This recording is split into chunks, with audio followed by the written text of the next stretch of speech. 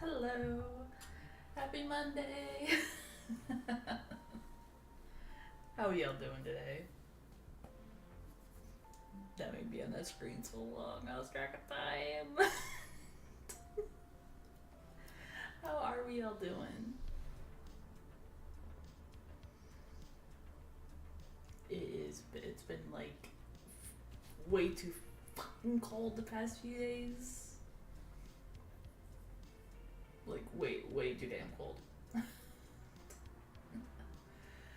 So welcome on in, Minnow. Hope you are doing well.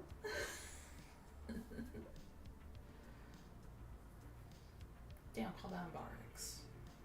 Jesus. How have we all been doing?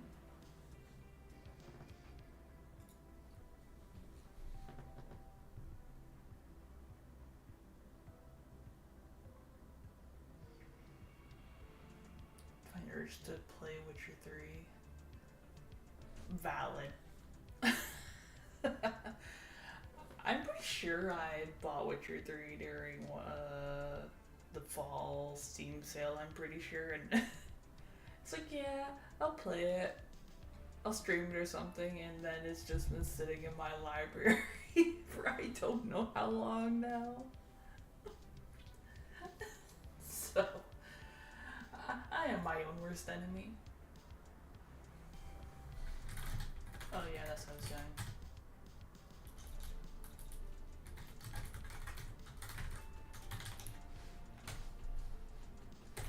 Because I can't type.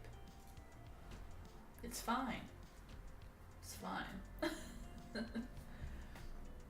Also,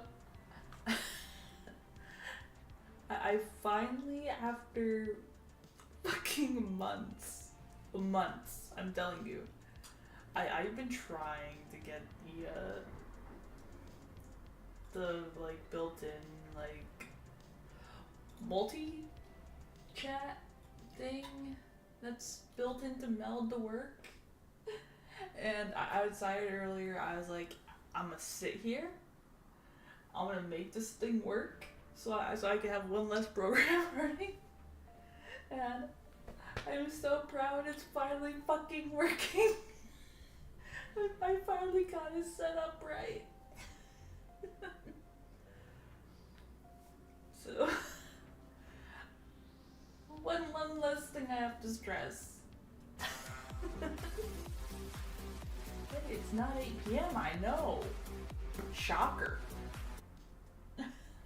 Pokemon and Queen, hope you're doing well. Holy shit, 21 months? What the fuck, man? Almost 2 years?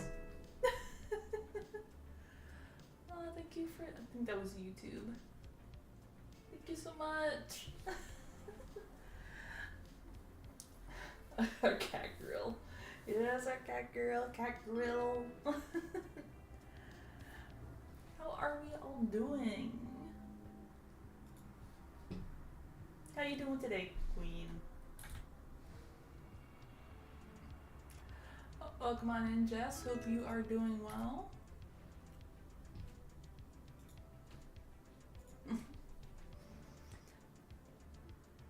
So, okay, resting from working a little too much. Honestly, fucking valid. I still feel like. I wonder if. Batrix, are you doing the offline follow thing? Is that what you're doing? So, I think I still feel like a freaking icicle from freaking, I think it was Saturday. So I'm just like so I've just been like freezing. Yeah, I think Botrix has this thing where it does like offline, so it's do like all the offline follows at once for some reason. I think.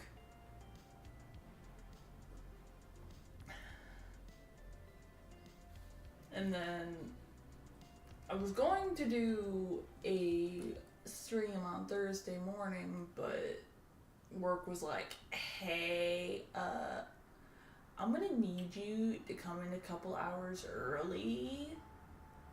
And it's just like, I don't want to do that. I don't want to do that shit.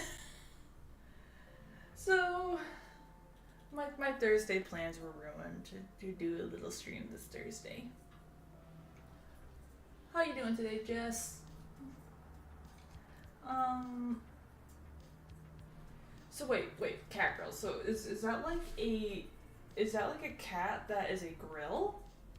Or is it a grill that just so happens to like have like cat ears and everything on it?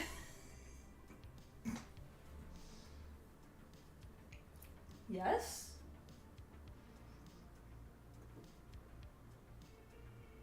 Also yes. Why are y'all like this?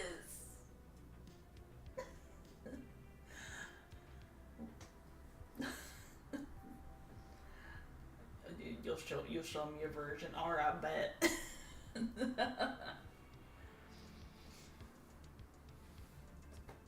Because holy shit. So, curious question. What do y'all like to do during the holiday?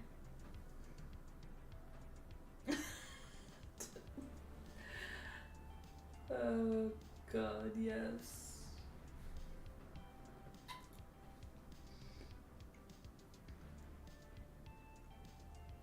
Okay, it looks like that's working correctly.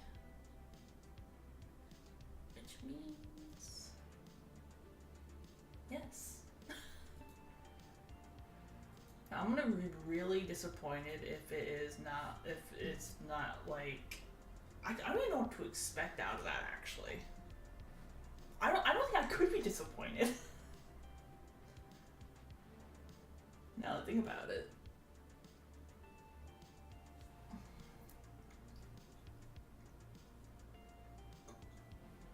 So I need to I should test it. I should test it. No, I'm going to trust the thing to work correctly. I'm going to trust it.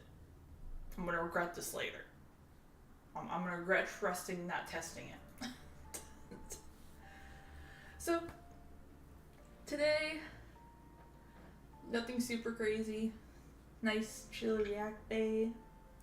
Which I'm going to fight who suggested a Uncle Roger, Jamie Oliver video. I'm going to fight you, for the record. I'm gonna fight you in Minecraft. Yeah, not you this time, right? This time.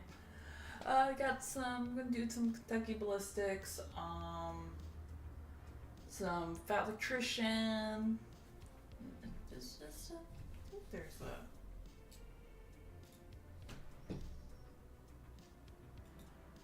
Kentucky, Uncle Roger, Kentucky Ballistics, Fat Electrician, Fat Files. Okay, yeah. That does cover everybody. Okay, cool.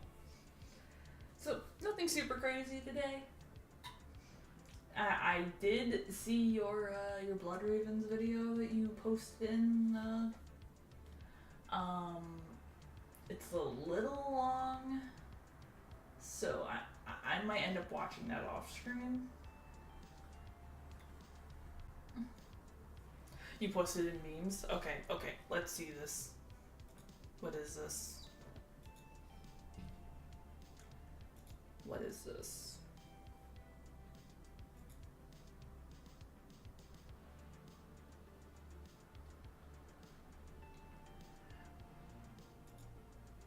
I am so fucking confused.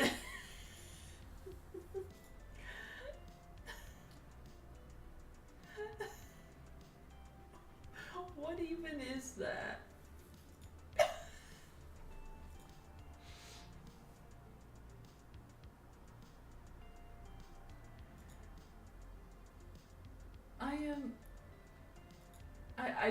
I don't get it.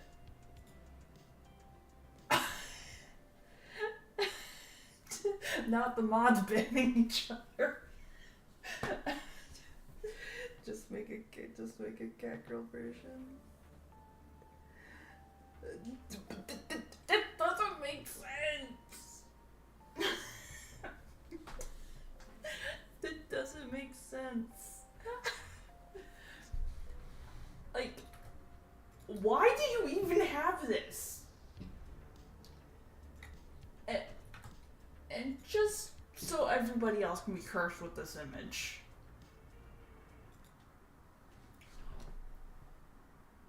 Why is this a thing? Cause I had to see it, now all y'all have to, cause I had to see this shit.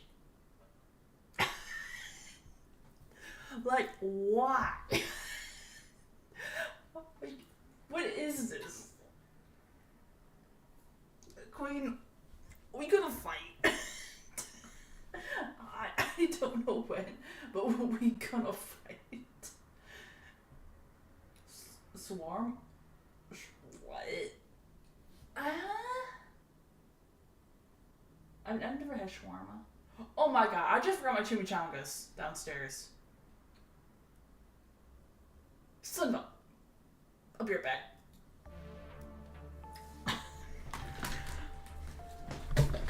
Shit!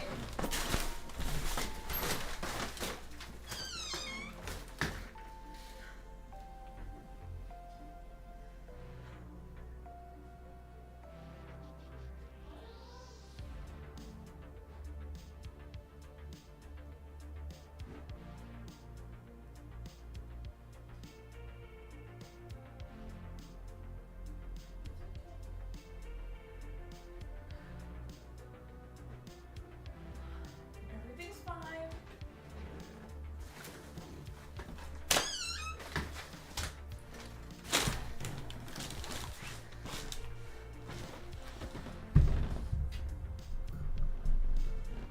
This is why I cannot have nice things.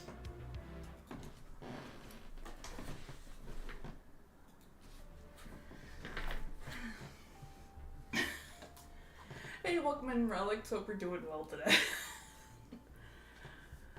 I had to go save my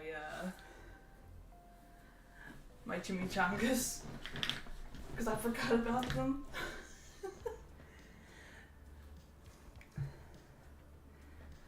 I'll have to use power armor for some heating vents. And a stand for for roasting meat.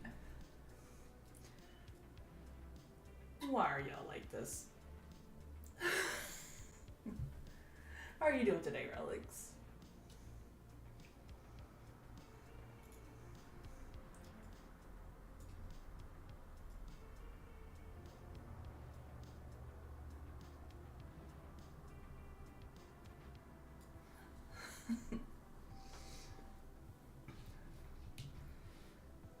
You're doing well, I'm glad. I'm happy my chimichangas were not burned. A grateful thing. Or I probably would have cried.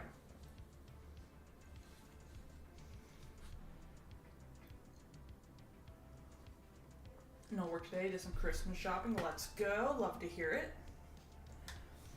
I am so annoyed that none of the PC parts I've been looking for have been going on sale for Christmas. So that kind of bummed me out.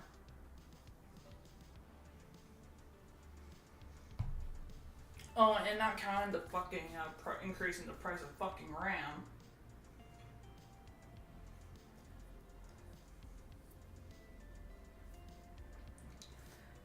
Yeah, PC billing's gonna be fucked. Yeah. Like, I am so close to just pleading with my sister for a loan of money to be like, hey, can you just like... Can you only give me like half the price of this and not buy me anything for Christmas?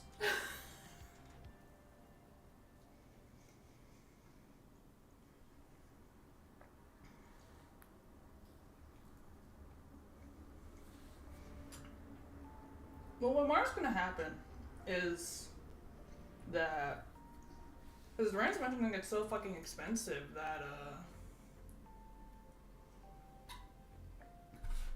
That even because I know like it's a lot of the the stupid like AI companies and everything are buying them the shit up.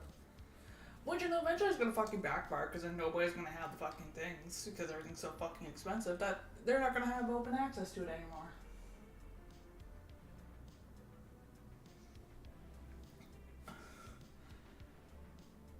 Enjoy sitting with your window open so your room is cold. Okay, is there a limit to how cold it has to be before you shut the window then?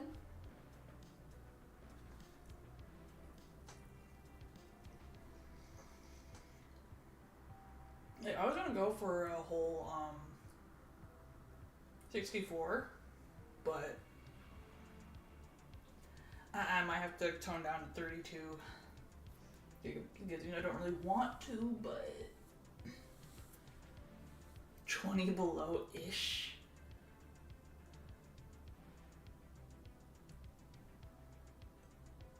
I'm pretty sure I've already asked you this, but I'm gonna ask you it again.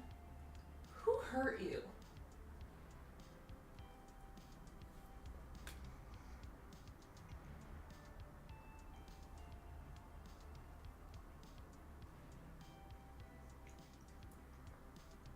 Afternoon, right? Hope you are doing well. Okay, so I have a question for y'all because I genuinely don't know. I want to build a gingerbread house on stream next week.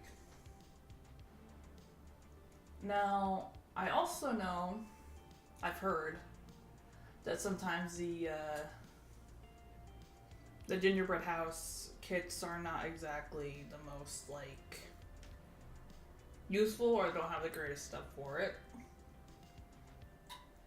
So, my question is there anything else I should grab for building said gingerbread house? Maybe I don't got time to spend all my trauma either, but here we are. Afternoon, GB. Hope you're doing well today.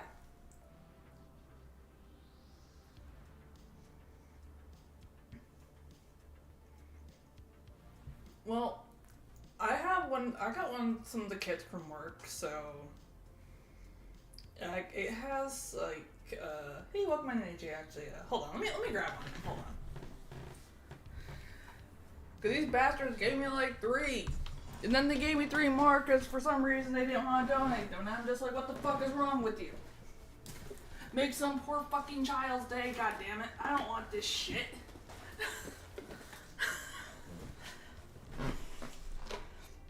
So I end up giving like 2 kits to my neighbor who has children, who I know would enjoy it. Yeah, you spiked eggnog, so you're doing great. Let's go. Funny story, we had a video about eggnog today.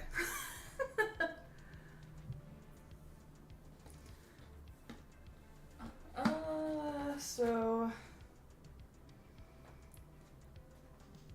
this mostly has, it looks like, some icing, some candy, and the base components for said gingerbread house.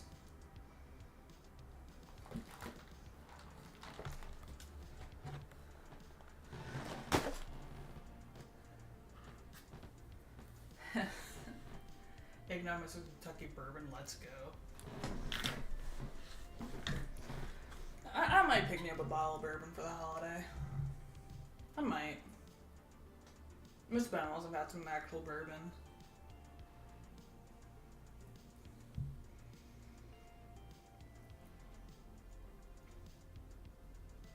I've been on the convenience of wine lately, and I'm kind of missing the bourbon. So either that or it's gonna be I'm gonna grab some like Baileys or some cocoa and shit. Or coffee. Coffee and Baileys goes pretty well too.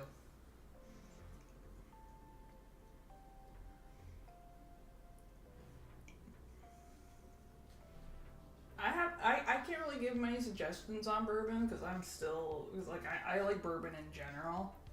So far, I haven't really found what I didn't like, but I haven't really found what I'm like, oh my god, this is the best thing ever!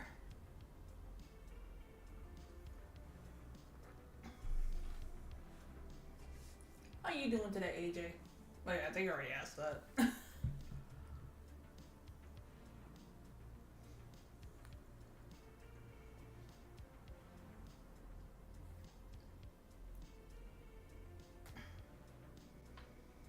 But yeah, it's a very basic kit, so I'm not really sure if I should like get more frosting or if there's like a type of like icing I should get to do it. Like I don't really know.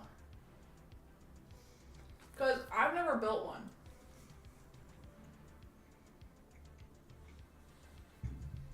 And knowing my ass, I'll probably end up eating the damn thing. Or at least part of it. Or I might just smash it with a hammer. I don't know yet. We'll start when I build it.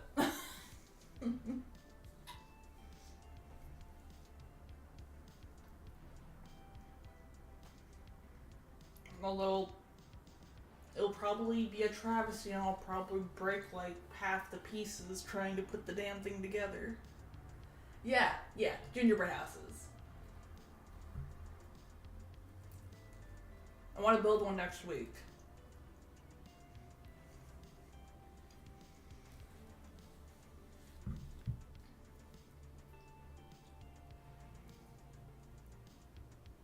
Also, no hate. Don't hate me. I don't really like eggnog.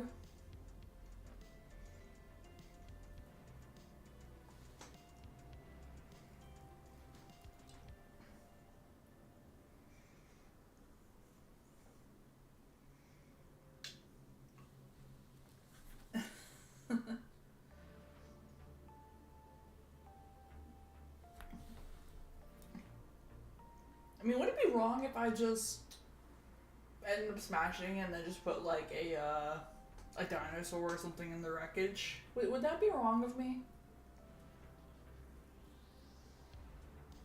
I wonder if it burns.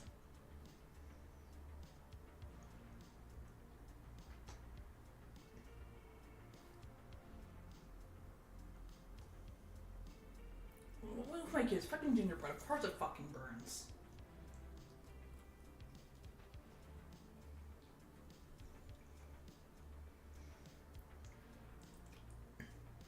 So what I really want to know is like,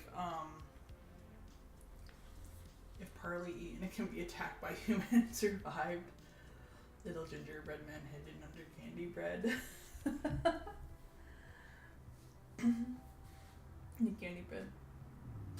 Got one kind of eggnog is Clover Valley. See, me getting anything from like a Dollar General is like a hit and miss around here because for some reason they're fully stocked or the store's like half empty. There's no fucking in between.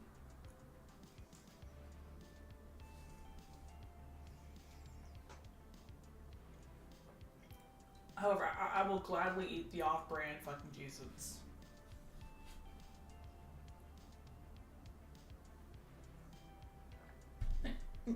Like, I don't know, maybe I haven't also had like gingerbread or not gingerbread, I also haven't had eggnog in years. I just remember I wasn't really the biggest fan of it growing up.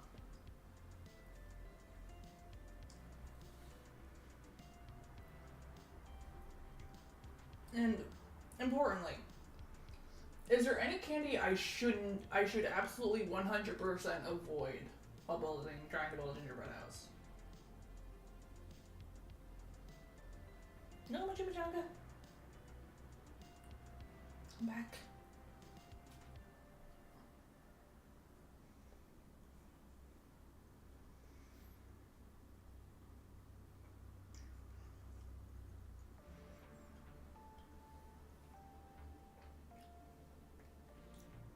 I think what lost on the candy chart was the black licorice, hot tamales, And I have it saved here somewhere. Where are you? You terrible thing. Yeah, Tanya is still a monster for thinking all the fucking worms are run with fucking parasites. Like, I still cannot wrap my head around that.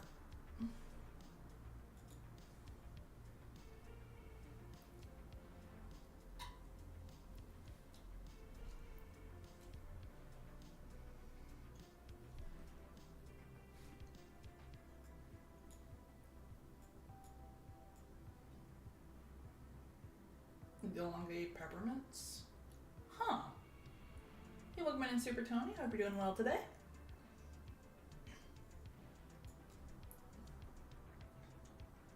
I do. I'm a sucker for peppermint, so I might peppermint might definitely be on the list of things I will get for it.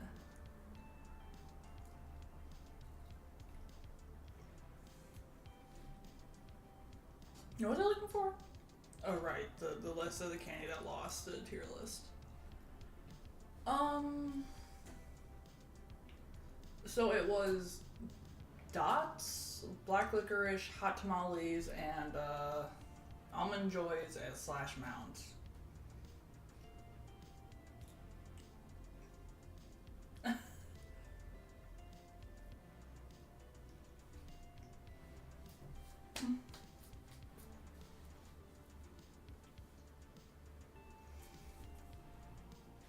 Okay.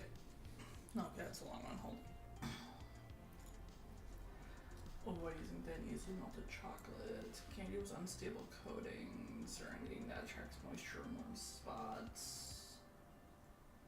Anything stick to sturdy options like hard candy, peppermint, marshmallows, M&Ms.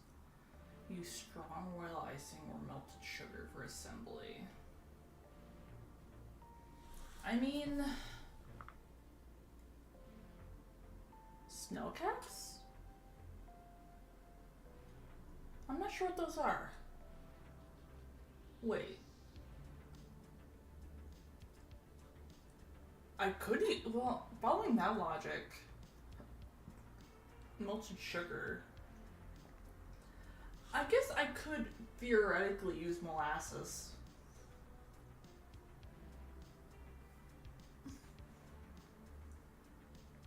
Although using, making molasses and handling liquid sugar is not my favorite thing to do. Cause that shit it gets. Cause liquid sugar gets kind of fucking hot. What the fuck is a snow cap? Google. Help. Help.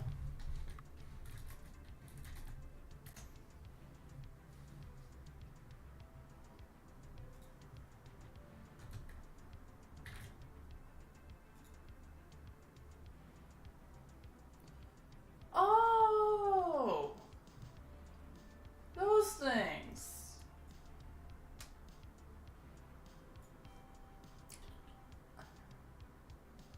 I've never heard them called snow caps. I've always heard them called like nonpareils or something like that. You like hot tamales? I don't know. I was never a fan of them. Nah, I didn't like the cinnamon whole thing to it.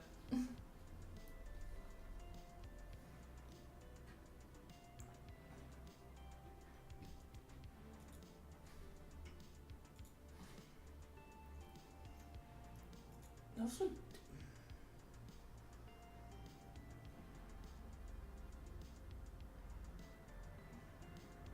some are shaped like a mountain. They got the name Snowcap. Huh.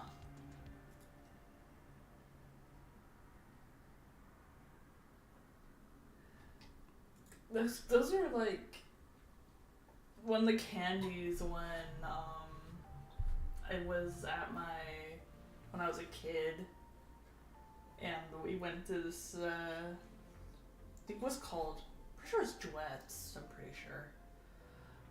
which was a cheese house, and it had these like, which of course they had a whole bunch of fucking cheese, but but they also had a bunch of like other stuff like bagel chips, homemade candy, and all that, and I freaking love those things.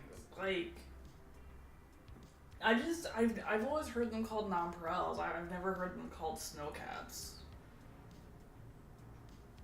I learned something new today.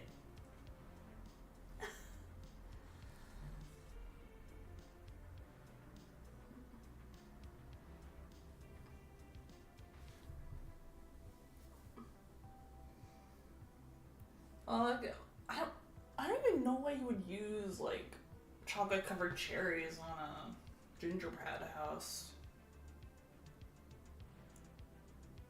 I feel like the only way that would be like conventional would be if they were to take like if they were to put it like not like on the actual house, but like put it like outside it. Which even then I don't think would work that well.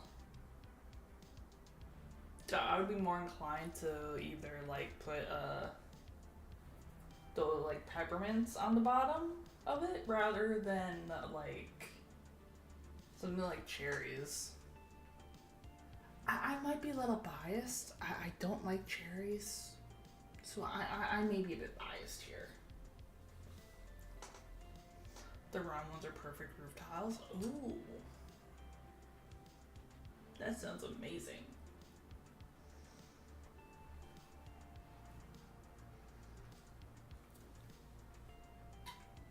I could definitely soon drop some ginger houses in chat.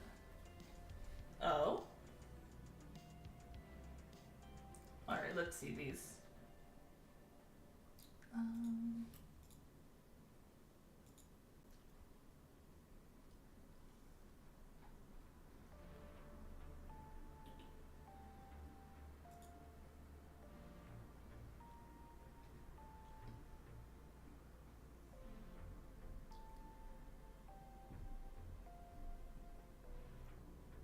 Okay, I really like the farmhouse. I really like that. Well, let me. Just because I know not everybody's in Discord, let me just do this.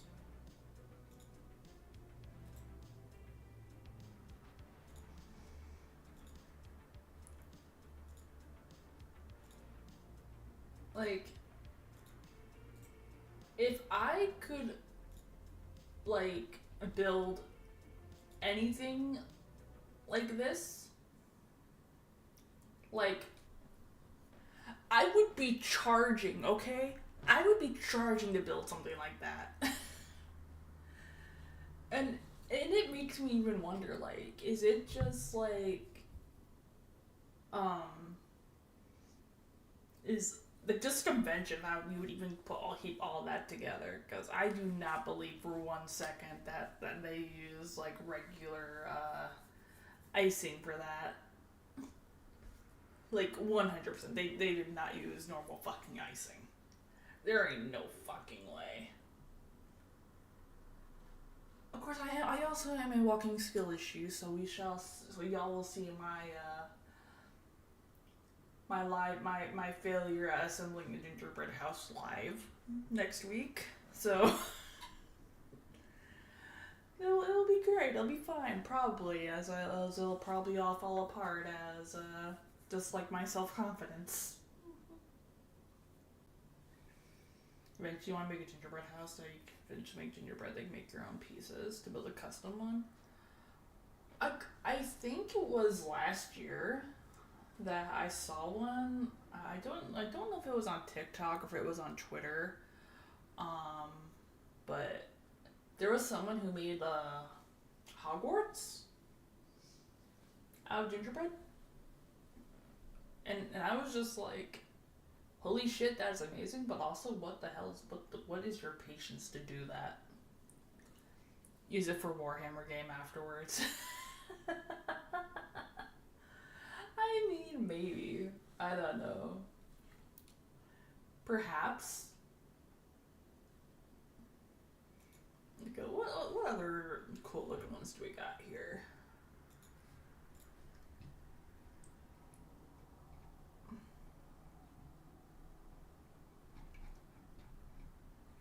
So the I think out of the pictures you posted, this is probably the closest one to the kit that I was given, or to the kits that I have in like design. This is probably the closest one to it. Would be one of these.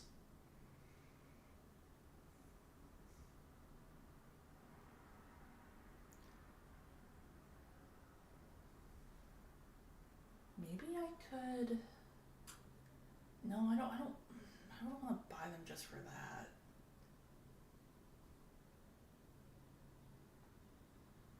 I'm trying to think what would make a really nice like bush to have outside outside the house.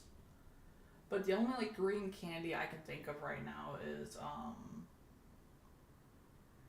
like green dots, and I don't like dots. Well, I like them. I don't like how they stick in like your mouth when you try and eat them. It's just no bueno. I don't like that.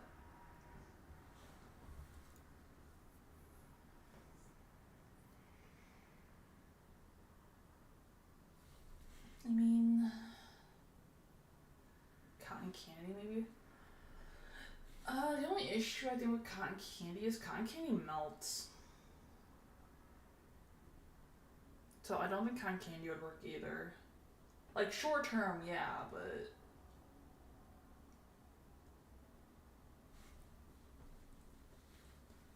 what about?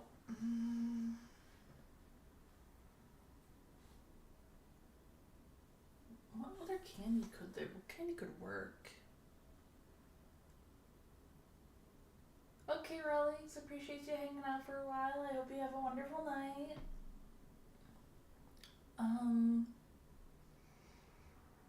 What else could work? No, cause even spearmints like.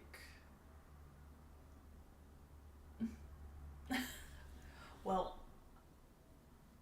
I mean, green marshmallows. Oh my god, you're a genius! Ever used fondant? I have. I don't like the taste of fondant. I think if I was just going to be going like purely aesthetics and not be trying to consider eating it, I probably wouldn't use fondant.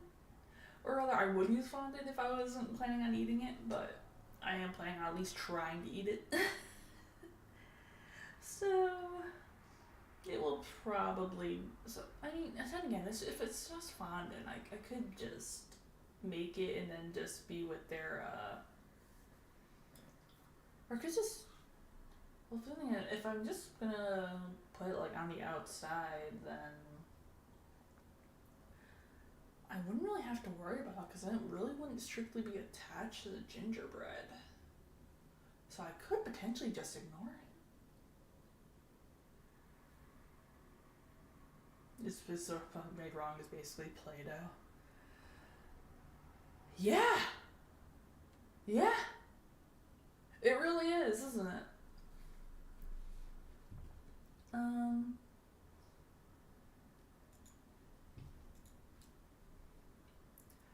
But we all know there is no way that any like monstrosity that I build is going to remotely look like this. That's not gonna happen like at all. They're green spearmint jellies.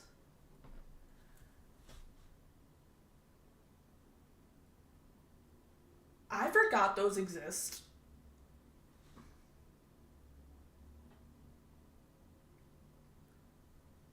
I forgot those exist. Oh my god.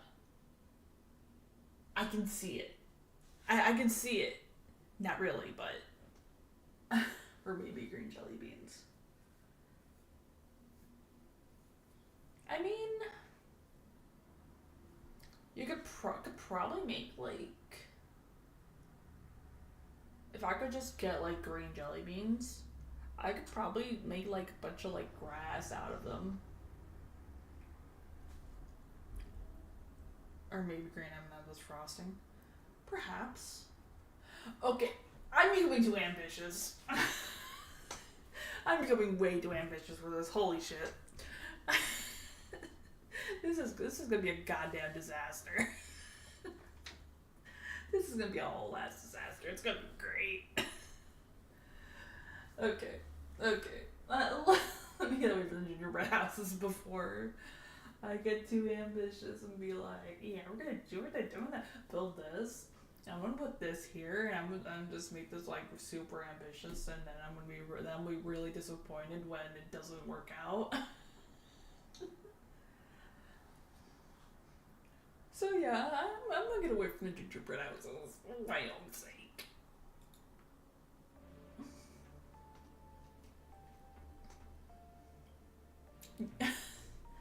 You know, this is gonna bug me out. I was like, I swear next Monday when I have all this stuff, I swear there's gonna be like a whole like freaking blueprint on my computer. It's gonna be like, hey, this is the bottom, this is the roof. We're gonna put this here. We're gonna put this here. We're gonna put this here, and it's gonna be like a whole. It's gonna be like a whole freaking like architecture project.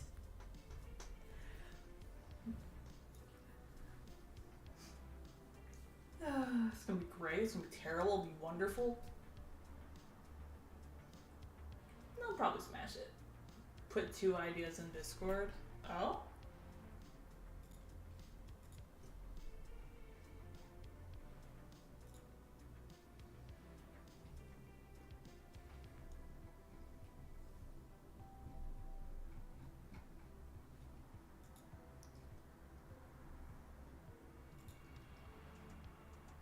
Oh!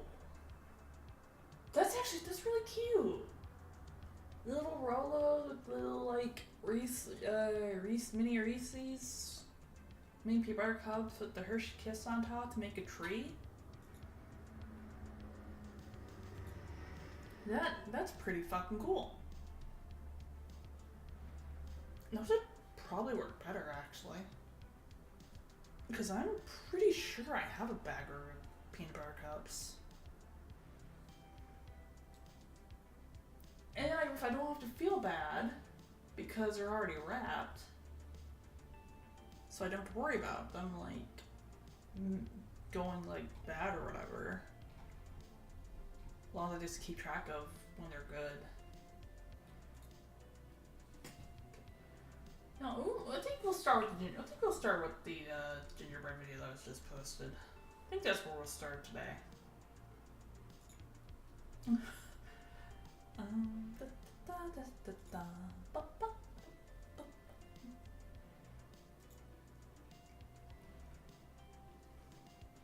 Got my tea.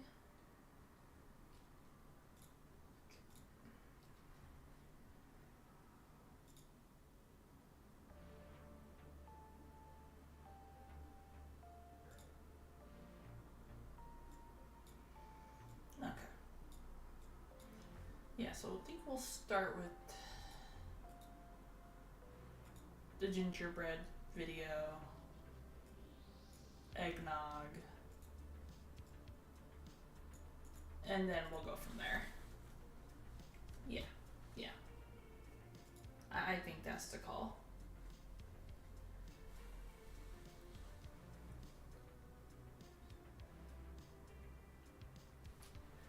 Alright.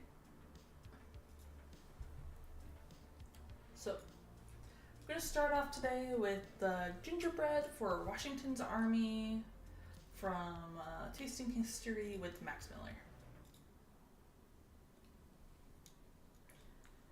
As always, let me know if if the audio or whatever is screwed. Please do let me know. So I can't always tell. Found gingerbread Warhammer. please post those in Discord. I need to see them. I need it. I need it. Anyway. I'll check this out after this. In the American Revolution, one of George Washington's greatest weapons was a German baker named Christopher Ludwig. Baker General of the Continental Army and master of gingerbread like this recipe from 1773. Which, for the record, I did not even realize gingerbread was that old. I thought it was something more recent.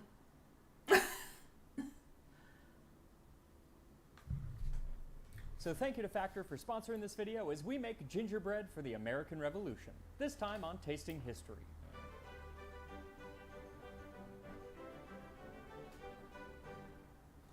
Before he became involved in the American Revolution, Christopher Ludwig was a baker of gingerbread to the citizens of Philadelphia.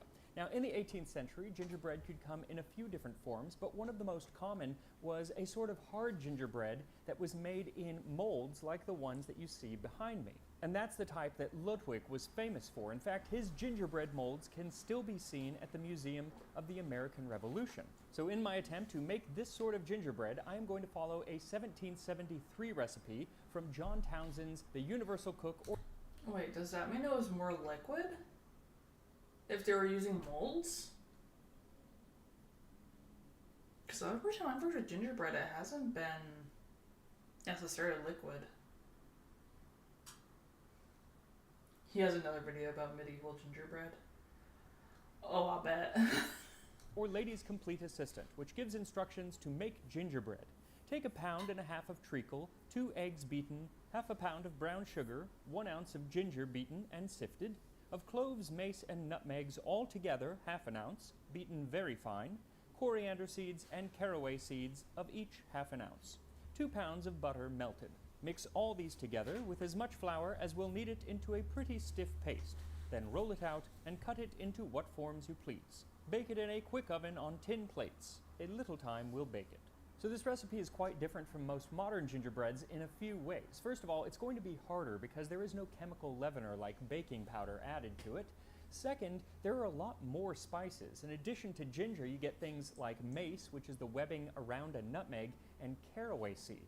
Third, it makes so much gingerbread. This recipe would make enough for you, your friends, everyone that you've ever met in your life, and probably a few people that you haven't. Don't see the problem So I'm going to cut it down in half, and it's still going to make a lot of gingerbread. So for this recipe, what you'll need is 7 cups or 840 grams of all-purpose flour, 2.5 tablespoons or 14 grams of ginger, 1 teaspoon or 2 grams of cloves, 1.5 teaspoons or 2.5 grams of mace, 1.5 teaspoons or 2.5 grams of nutmeg, 1 tablespoon or 7 grams of ground coriander seeds, and 1 tablespoon or 7 grams of ground caraway seeds. Then 1 cup or 340 grams of treacle or molasses, 1 cup or 225 grams of brown sugar, 2 cups or 450 grams of melted salted butter, and 1 egg. Definitely one of the more complicated recipes for gingerbread that I've come across, but it does sound quite delicious. Something else that is quite delicious and yet surprisingly uncomplicated is preparing a meal from today's sponsor, Factor. As we're at this time of year, everything just seems to get so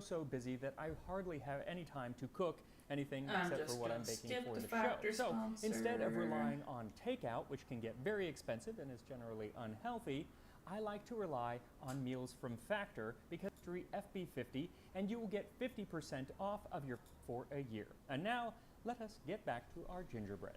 So first start by adding all of the spices to the flour, and it helps to pass them through a sieve to make sure that they're nice and fine. And then whisk them into the flour. In a separate bowl, add your brown sugar, the melted butter, and the treacle. You also want to add the beaten egg here. I forgot to do so. It was sitting out on the counter, so you'll see where I add that later on. Then you're going to mix all of these wet ingredients together. And if you have a stand mixer, this is the time to use it because this recipe, once you add all of that flour in especially, even though it's only half the original amount that he gives, makes so much dough, it's kind of hard to work with without a stand mixer or a really big I can believe that. Once the sugar and the wet ingredients are well mixed, add in the flour about 1/3 at a time. And you want to mix it on low just until it's incorporated. And then this is where I realized I forgot my egg on the counter and decided to add it in. Then once everything is mixed together, you want to give it just a few good kneads and then let it rest for 20 to 30 minutes. And while it rests, you can decide how you're going to form your gingerbread. You can make it just into little rounds, much easier and just as tasty. Or if you've got molds and you've got some patience and gumption, you can try making the gingerbread in the molds, and you'll definitely end up with a cooler looking product. Like when I was in the Czech Republic earlier this year in a town called Český Krumlov, we went to a gingerbread shop and they had all of this cool gingerbread which had been made in molds. And I got this one that depicts the biblical story of Judith and Holofernes. In that story, Judith beheads Holofernes, and so this gingerbread Judith, who is dressed in a 16th century outfit, is holding a sword in one hand and the severed head of Holofernes in the other. Doesn't that just put you in the holiday spirit? So, I have a love. I absolutely hate cooking with molds. Because I feel like it's probably is a skill issue, but I feel whenever I've tried to cook anything with the mold, let it be like a bundt cake or like anything really. Not so much like regular cake, but I feel like whenever I've tried to do anything with the mold, it never wants to come out correctly. Like something it will either break or it's going to stick really bad. I think I've probably only successfully used a mold for baking probably I could probably count it on both my hands. Me and molds do not get along. Of course, for most of history, gingerbread actually wasn't tethered to Christmas like it is usually done now. Gingerbread was an all year round treat. But since the holidays are upon us, I have decided to use two molds that remind me at least of the holidays. The first is a rather large mold of Saint Nicholas himself. And with him, he has 3 children. Those 3 children are likely from the story of when St. Nick resurrected 3 children who had been killed by a butcher who wished to sell them as ham. And so he put them in a pickling tub filled with salt. But jolly old St. Nick was not fooled and knew those kids were not ham, and so he resurrected them and brought them back to life. That's a story you definitely won't be hearing on the Polar Express. But that is where St. Nicholas actually got the connection to make him the patron saint of children. The other mold, which is a more tenuous Christmas connection, is smaller and in the form of a sea goat, which is a mythical creature from ancient Mesopotamia, which would then turn into the star sign Capricorn. And I chose it because it reminds me of the anti-St. Nicholas, Krampus. In Alpine folklore, while St. Nicholas brings good children fruit and nuts, Krampus punishes naughty children by stuffing them in a sack and beating them with chains and birch branches every December 6th. Who doesn't love a good Christmas deed? And since that story is from southern Germany, Bavaria, Austria area, not too far from where Christopher Ludwig was actually born, I figured it was a good connection, and so I'm going to start with that. So mix about 2 parts flour to 1 part cornstarch, and then generously dust the inside of the mold with it and brush out any of the excess. Then take out a ball of the gingerbread dough and roll it out on a piece of parchment until it's a bit larger than the mold and about 1/4 of an inch thick. And the thickness is really going to depend on how deep your mold is. Some of them are really, really deep, so you need thicker gingerbread. So set the mold over the dough and press down hard but evenly pressured, and I found that it helps to actually gently roll the back of the dough through the parchment as well. Then carefully and evenly remove the mold from the dough. And if your dough sticks to the mold, then you might need more flour in the dough itself. Now to maintain the definition of the imprint, you want to let it actually sit out to dry for a few hours, and it kind of hardens on the top so that when it bakes, the expansion is on the bottom and not on the top. So let it dry for 6 to 8 hours on some parchment. And since those did so well, I decided I got a little cocky and I was going to try the much larger and frankly deeper St. Nicholas mold, which was a lot harder. The first go, it easily came out of the mold, but it didn't have much definition in the face, and the second go got the definition, but poor Nick's head fell off. I did reattach it, but I'm guessing it's going to be a rather weak spot, and so I don't think it'll actually stick on while it's baking. We'll find out. Now, if you don't have molds, you can simply roll the dough out to about 1/8 of an inch thick and cut it into either rounds or any other shape, including the classic gingerbread man. And if you opt for that, then you don't have to leave them out to dry. You can just pop them in the oven at 375 degrees Fahrenheit, 190 Celsius for 10 to 12 minutes. If you do opt for the molds, then once they've dried for a few hours, you'll want to bake those at a lower temperature of 300 degrees Fahrenheit, 150 Celsius for 20 to 22 minutes, depending on the size of the cookie. And it is this larger type of molded gingerbread that was very, very popular in the 18th century, and it is how Christopher Ludwig, hero of the American Revolution, made his first fortune. Huh. Christopher Ludwig, or Ludwig as it would come to be spelled, was born in 1720 in Gießen in the German state of Hesse. His father was a baker, and while details of his early life are sparse, it's assumed that it was from his father that he first learned to bake. But as a teenager, he wasn't that interested in baking. He wanted a bit of adventure, so at the age of 17, he enlisted in the Austrian army during the Austro-Russian-Turkish War. During the war, he served as a man-at-arms and continued to serve in the military when he found himself on the besieged end of the 17-week-long Siege of Prague in 1741. And the siege ended in the city falling to the French and Bavarians, which led to Ludwig being conscripted into the Prussian army. Now, at the first rather brief moment of peace that he could find, Ludwig left the continent and instead went to England, where he returned to his baker roots as a baker in the British Royal Navy. After a few years in the East Indies, where he did some shrewd business dealings and got a bit of inheritance from his father, he ended up not in London, but in Philadelphia with a bunch of clothes that he started to sell. Then with the proceeds, he returned to London. Here he spent 9 months in learning the confectionery business and the making of gingerbread. In the year 1754, he returned to Philadelphia with a number of gingerbread prints and immediately set up his business of family and gingerbread baker in Letitia Court. So would the prints in that area to be the actual molds then? Or would it be something different? And there he worked making gingerbread until he retired in 1774 with the honorary title Governor of Letitia Court. So by that time, he had led a full life and had been very successful. He had 9 houses in Philadelphia and a rather large, decently sized farm, at least outside of Germantown, and a good amount of savings. So he could have just kind of sat back and enjoyed his retirement. But that's not the kind of guy he was. See, he was a patriot and devoted to the Patriots' cause. And so when he heard the shot heard round the world, that is the opening shot of the American Revolution at the battles of Lexington and Concord, he got involved in the cause, attending meetings and conventions in Philadelphia, where he really believed that they needed to break away from Britain at pretty much any cost. Then in 1776, at one of these meetings, it was proposed that should anyone want to join the Continental Army, they could do so, but they had to pay for their own firearms, something that many people could not afford to do. So it's ordered that he stood up and in broken... That just straightened itself out.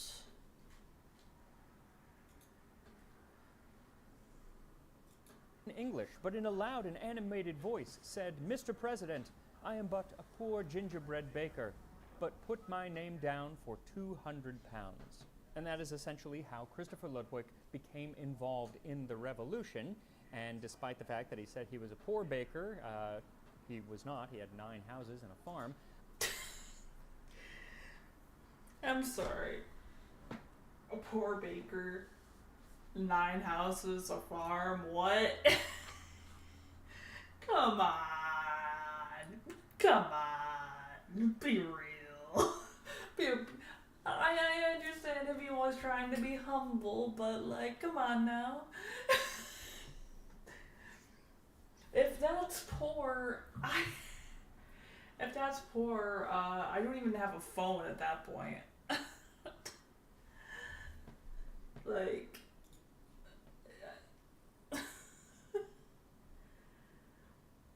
actually, now I'm curious how, actually, I'm not even going to look that up for my own sake. I'm not going to look up,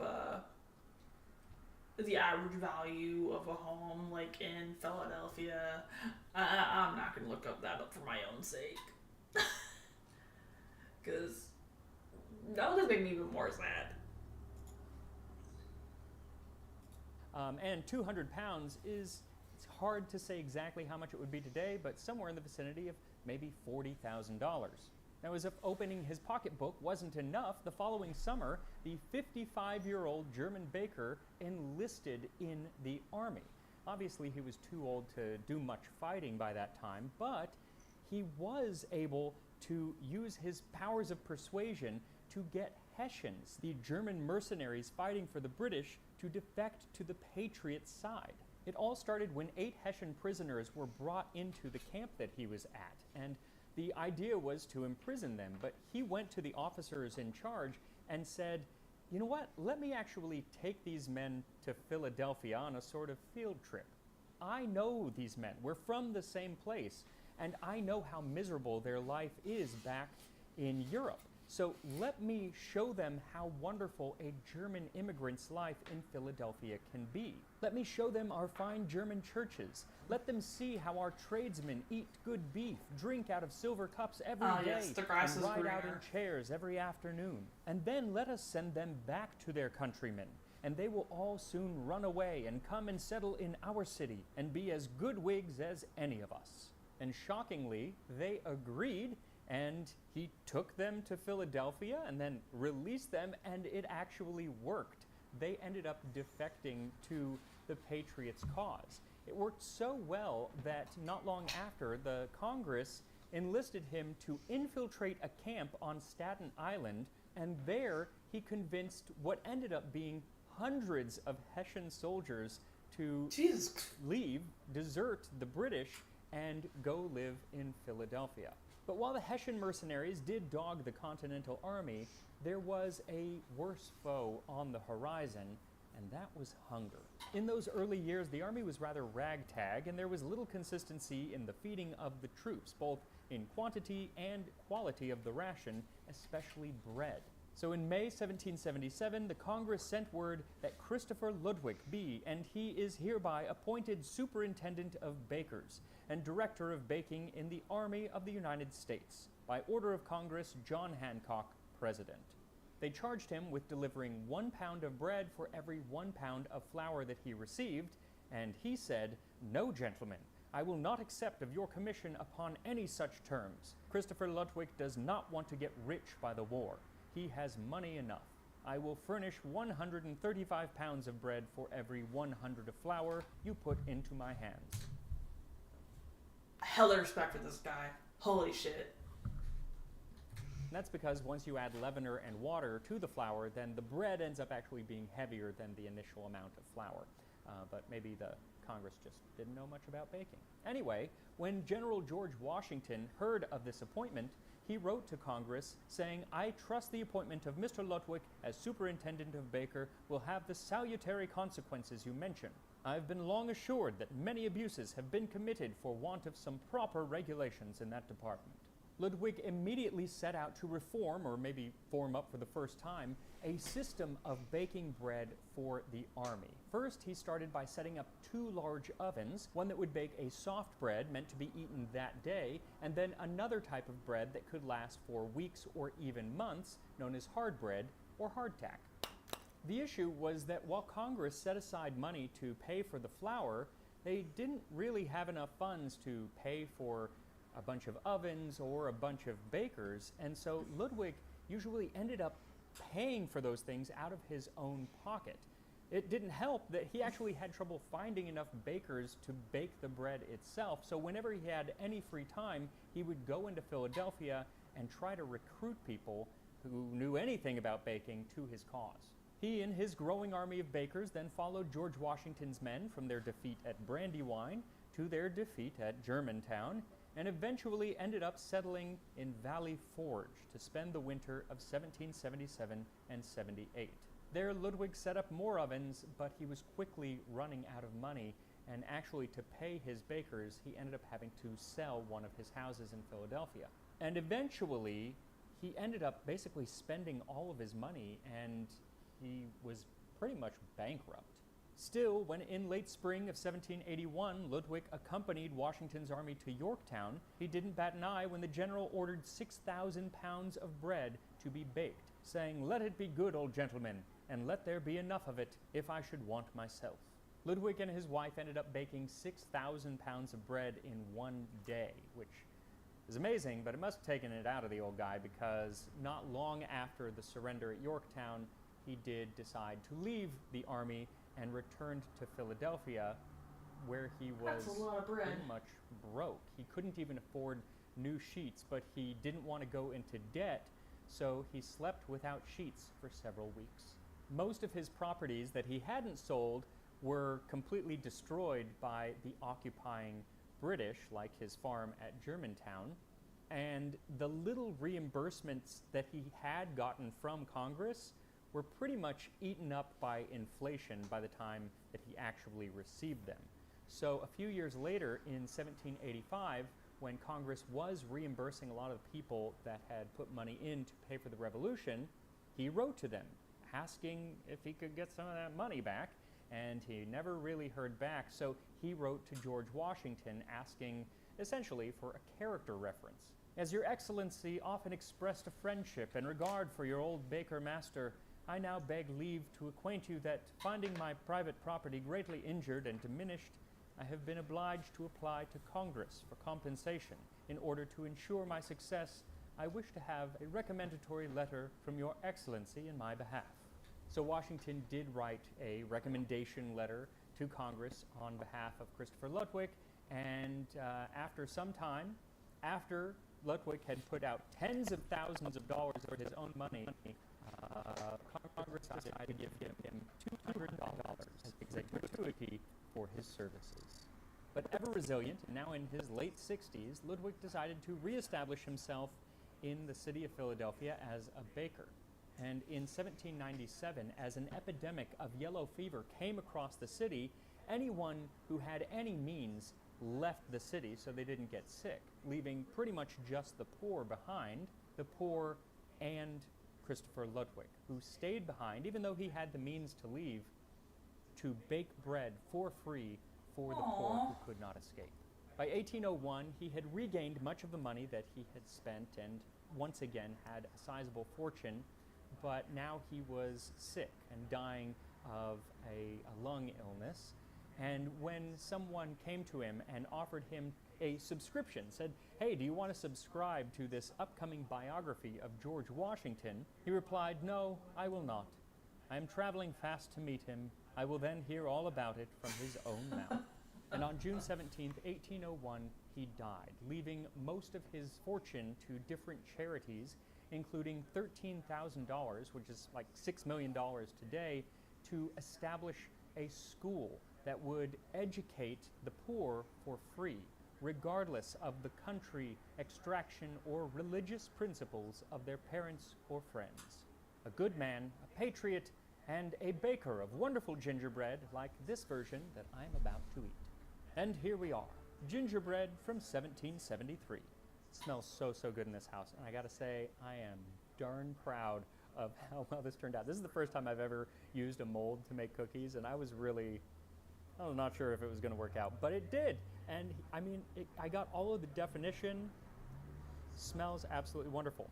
As far as Saint Nick goes, How'd you so do? the definition is there, but poor guy lost his head as soon as I took it out of the oven, as it was Aww. drying, it or cooling, came out, and his little hat fell off. But that's okay. I'm sure he'll still taste good, but I'm gonna instead taste this sea goat / Krampus. So it's not super hard. There's some softness to it. It's not like a ginger snap, but here we go. Really good. I was worried it was going to be dry. It's not. Would it benefit from a cup of tea or a cup of hot cocoa? Absolutely, but what wouldn't? But the flavor is there.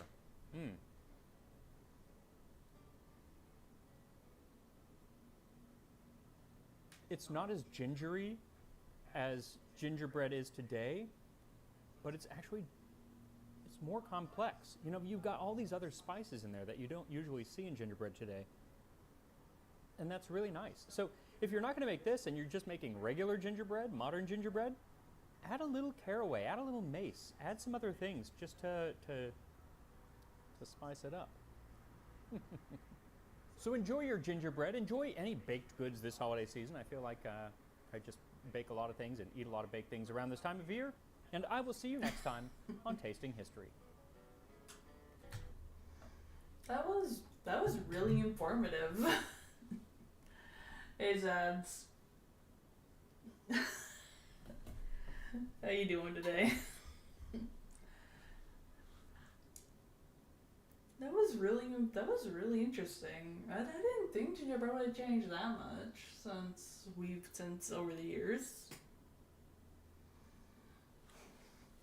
Hope you are doing well today. Let me just pop a like on this video. So no me. What?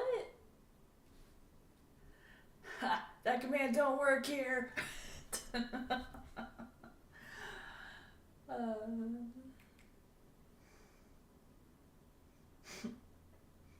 Alright. Alrighty. Alright, let's see. Let me get some cocoa here. And then we can dive into the our next video, which is about I think it was eggnog?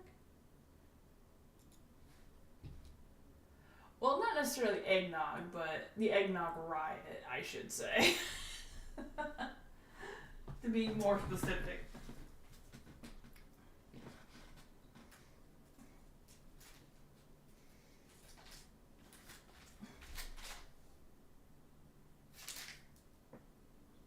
This should be fine.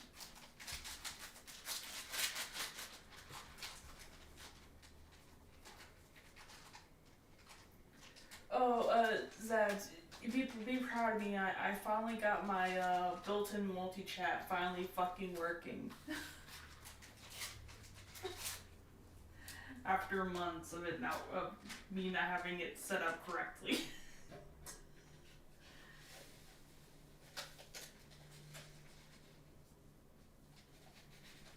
So, yeah!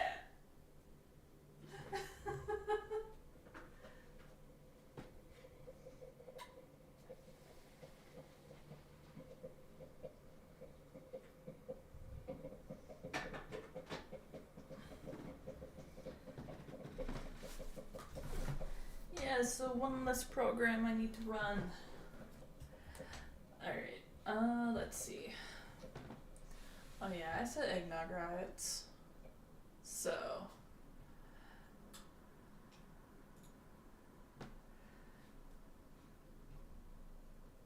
So next up, we have the eggnog riot at West Point, a military Christmas story. Wait, why are we running? Where are we running from? Is it the flood? Is it the Tyranids? Why are we running? Where are we running from?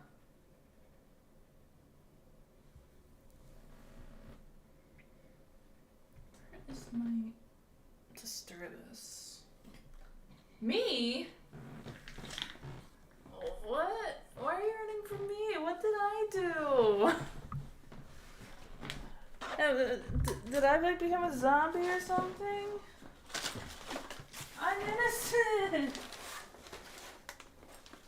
I didn't do shit! You heard me say run. Okay, fair. Fair. I'll let you have that one. Bull. Okay, you're not wrong. You're not wrong. I am not innocent, but at the same time, I am innocent in a lot of ways. And that's mostly because, I will admit this, I'm naive as fuck.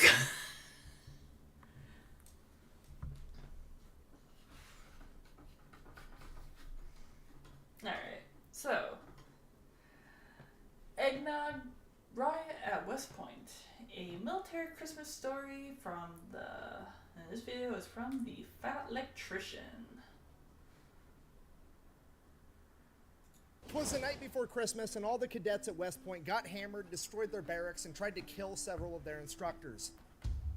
Well then. Today we're talking about one of the greatest military Christmas stories of all time, the West Point Eggnog Riot of 1826. But first, a word from our sponsor. This video is brought to you by the greatest sporting goods store retail location on the planet, Shields. And if you don't live near one, they have an even better online store that's got satisfaction guaranteed and price matching, so make sure to go check them out. And then, of course, we have one of our newer sponsors, PermaSafe. They are industrial strength disposable gloves. You can put like a gallon of water inside these things, they still won't break.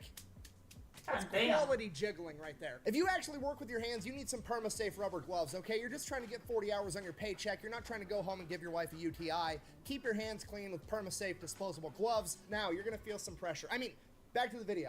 All right, important background info. West Point, the prestigious military academy, was created in 1802, and from 1802 to 1817, it was a complete shit show. It had a terrible reputation for being complete and utter chaos pretty much all of the time. Cadets were allowed to come and go as they pleased, and then when they did show up, they were too preoccupied drinking or dueling one another to actually learn how to become effective military officers. Cue. So they're chaotic, is what I'm hearing. They're just chaotic. Oh, I do not see the problem with dueling each other as long as, you know, they're not killing each other in the process. I don't see a problem with the duels. This man, Colonel Sylvanus Thayer, he's going to be hired as superintendent in 1817, and he's going to turn this ship around. He's going to come up with all kinds of radical rules, and because of this, he is regarded as the father of West Point. And when I say radical rules, it was basically just him pointing out obvious shit that we shouldn't be allowed to do anymore, like get drunk all day, kill each other in duels, and you actually have to show up to class. The hardest of these rules to enforce was the no drinking, because there was 3 places to buy alcohol in very close proximity to West Point. They had North Tavern, which was pretty much on West Point. Then you had this little general store type deal ran by a guy by the name of Benny Haven and his wife Leleda, and then right across the Hudson you had Martin's Tavern. So Thayer, in his war on alcohol, buys the building that North Tavern is in, kicks them out, and turns it into a hospital. Then he instructs Benny Haven and his wife to no longer sell alcohol to any of the cadets. The only tavern left after that is Martin's Tavern, but that's across the Hudson River, so he just leaves a guard on sentry duty at the dock where the boats are 24/7 to keep any cadets from going over to that tavern. That's it. The alcohol problem is solved. Or so they thought, you see, because Benny Haven over here is one of the boys. He was a veteran of the War of 1812, so he keeps selling alcohol under the table, hush-hush, to all the cadets. This goes on for a couple years, and then Thayer finally catches Benny and his wife selling alcohol, kicks them off the West Point campus, and the rumor is they are the only 2 people to ever receive a lifetime ban from the military academy. Now, at this point, Benny and his wife have essentially lost their job and their home. Pretty much anybody would be begging for forgiveness and promising not to do it again, but Benny and his wife Leleda are the #1 supporting characters in this story because they decide that they're going to buy a fishing shack right on the Hudson River, right outside of West Point, where all the cadets could get to them. Benny's new tavern, though, is only accessible from 2 different routes. You have to either get there by a boat on the Hudson River, or you have to crawl down a 60-foot steep cliffside that has stone stairs carved into it, meaning that it is treacherous for pretty much anybody, especially if you're drunk. And whether Benny intended it to be this way or not, this actually discourages pretty much anybody except for a bunch of cadets that are trying to avoid from being caught from drinking at his tavern. So his tavern is essentially just West Point cadets all the time. The only problem with that is that the West Point cadets don't actually make any money, so Benny decides he's going to give everybody a year-long tab, and he's willing to let them pay off their tab in barter, and the only thing he's not willing to accept is West Point military uniforms. He accepts everything else, including their shoes. Okay, if you're not picking up what I'm putting down, I'm trying to tell you that a grizzled veteran from the War of 1812 has opened up a bar right outside of West Point, and all the cadets can go there, get drunk, and pay for it with shit that they've stolen. I mean, strategically transferred to his location. So obviously all the cadets love this guy. He's probably the most— Wait, what did that shirt say? Hold on.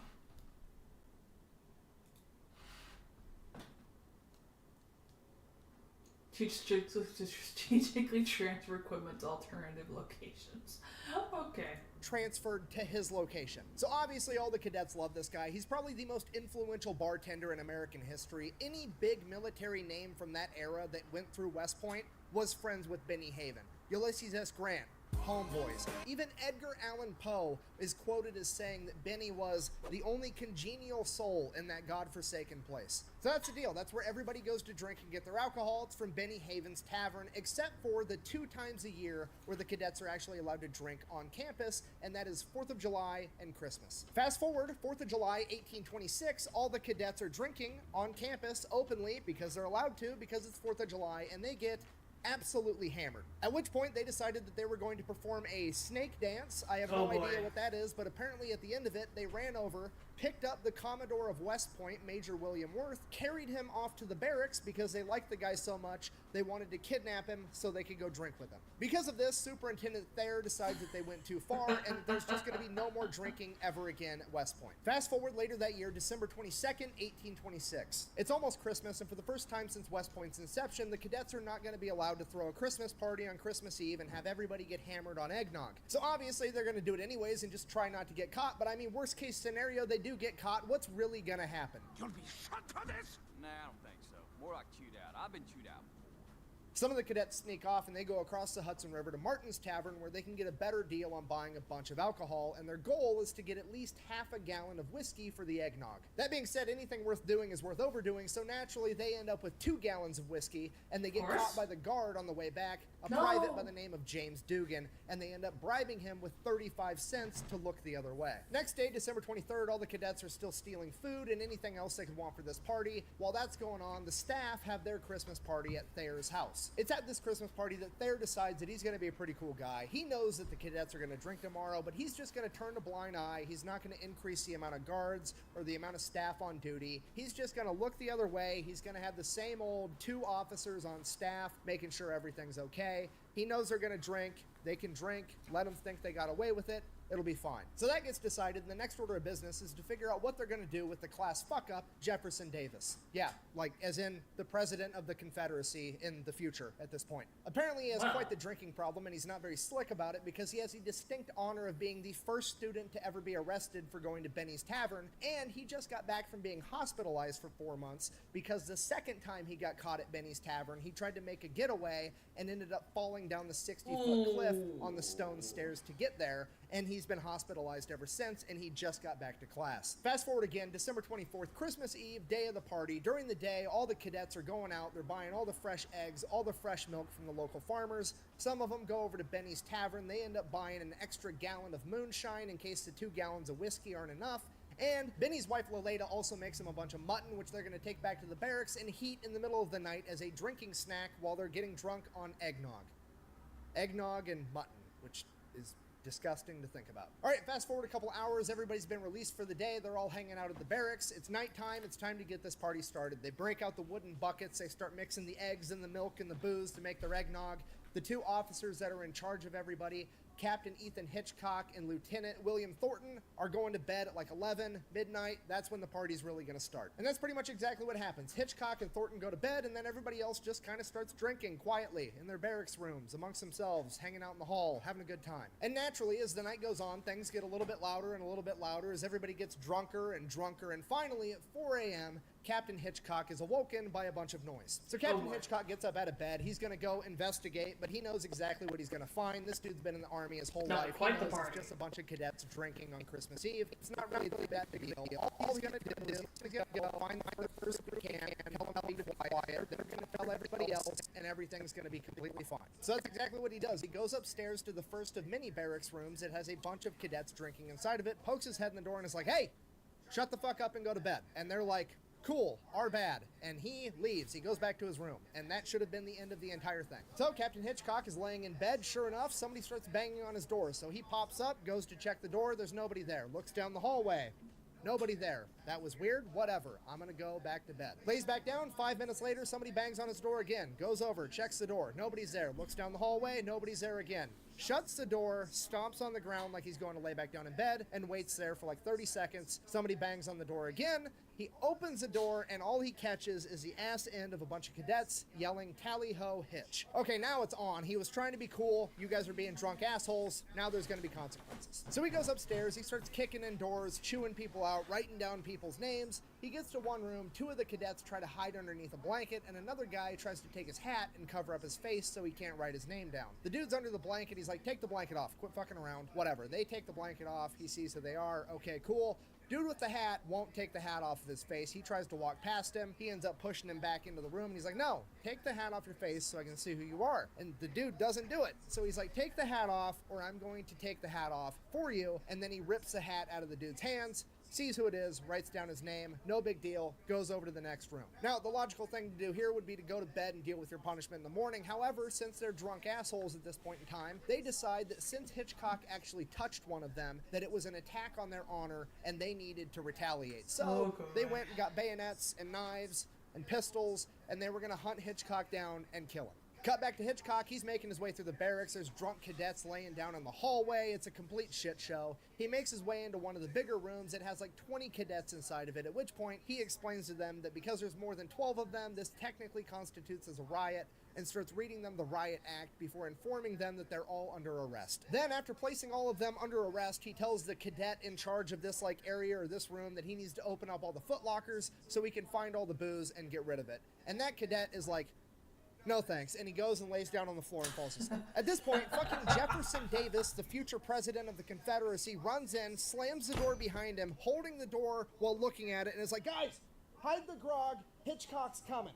And then he turns around and Hitchcock's right there, and he's like, "Oh, damn." At this point, Captain Hitchcock looks at Jefferson Davis and is like, "Take your dumb ass to bed." And he's like, "Okay." And then he goes to bed, falls asleep. That's the rest of the story for him. Yeah, Captain Hitchcock literally just told the future president of the Confederacy that it's past his bedtime, and he listened. This man is the biggest gangster in the entire story. Captain Hitchcock then turns around to the 20 cadets that he was just chewing out, looks at them, they look at him, he looks at them, he looks at the guy that fell asleep on the floor, not respecting his authority, and he's like, "I have no idea what to fucking do right now." So he just turns around and he leaves. He walks away. And while all this is going on, outside the barracks, there's an active duty private that's on sentry duty over the night, and he's got a drum with him to alert everybody in case like there's a fire or somebody attacks, or he just needs everybody to wake up. He has this emergency drum. And a bunch of drunk cadets come up to this poor private and are like, "Hey, give me your fucking drum set." So they steal this private's drum set and just start playing it. This ends up waking up the other officer, Lieutenant Thornton, who goes to investigate what's going on. Apparently at this point, the eggnog riot, mutiny, rebellion, whatever you want to call it's really kicked off, and the idea is spread that we're going to kill some of the West Point staff because Thornton is immediately stopped by a student that has a fucking sword. To which Lieutenant Thornton is like, "What the fuck are you doing? Put the goddamn sword down." And the drunk cadet like grumbles something, throws the sword on the ground, and then falls asleep on the floor. Cut back to Captain Hitchcock, who has an angry mob of students hunting him, and he has no idea. He's come up on another room of cadets that have barricaded themselves into their room, and he's trying to kick the door down. And he finally kicks the door in, and one of the cadets pulls a pistol and fires, and at the last second, one of the other cadets hits the pistol up, and the bullet hits the door frame right next to Hitchcock. And Hitchcock is like, "Holy shit, okay, things are getting out of hand, it's time to go get help." Cut back to Lieutenant Thornton, who just got done dealing with the cadet with the sword, and then he hears a gunshot, and he's like, "What the fuck is happening right now?" So he goes to investigate that, and on his way there, one of the cadets hits him in the head with a piece of firewood and knocks him unconscious. So Hitchcock makes his way out of the barracks. He's going to find help. He runs into Private James Overton because he was looking for him, and James Overton is like, "Hey, your cadets stole my drum set. What the fuck?" To which Hitchcock is like, "Yeah, well, they just tried to kill me, so obviously things are out of control. Why don't you go get the comm?" Now, when he said, "go get the comm," he meant Commodore William Worth. However, the cadets that were off to the side overheard him, and they thought he said the bomb, and they took that as he was referring to the Bombardiers, which, if you don't know, West Point wasn't just a college at this point, it was also an active military base, and on that base was a bunch of bombardiers or artillerymen. And the cadets and the artillerymen absolutely fucking hated each other and had this huge rivalry, and in the cadets' drunken stupor, they took that to mean that the artillerymen were going to show up and start like shelling the barracks, or at least like try to attack them somehow. So they spread the word, and all the drunk cadets start fortifying their barracks for an attack. They're putting all the furniture in front of doors, they're breaking out all the windows, they're loading whatever guns they have, they're getting ready for an actual fight. It is at this point that Captain Hitchcock hears the bugle playing, morning, meaning that it's time for everybody to wake up, or so he thought, because he turns around and realizes that a bunch of drunk cadets had stolen the bugle and were playing it too. He then just kind of stands there for the next couple hours watching all the cadets fortify the building for an attack that's never coming as they break out windows, ruin a bunch of furniture,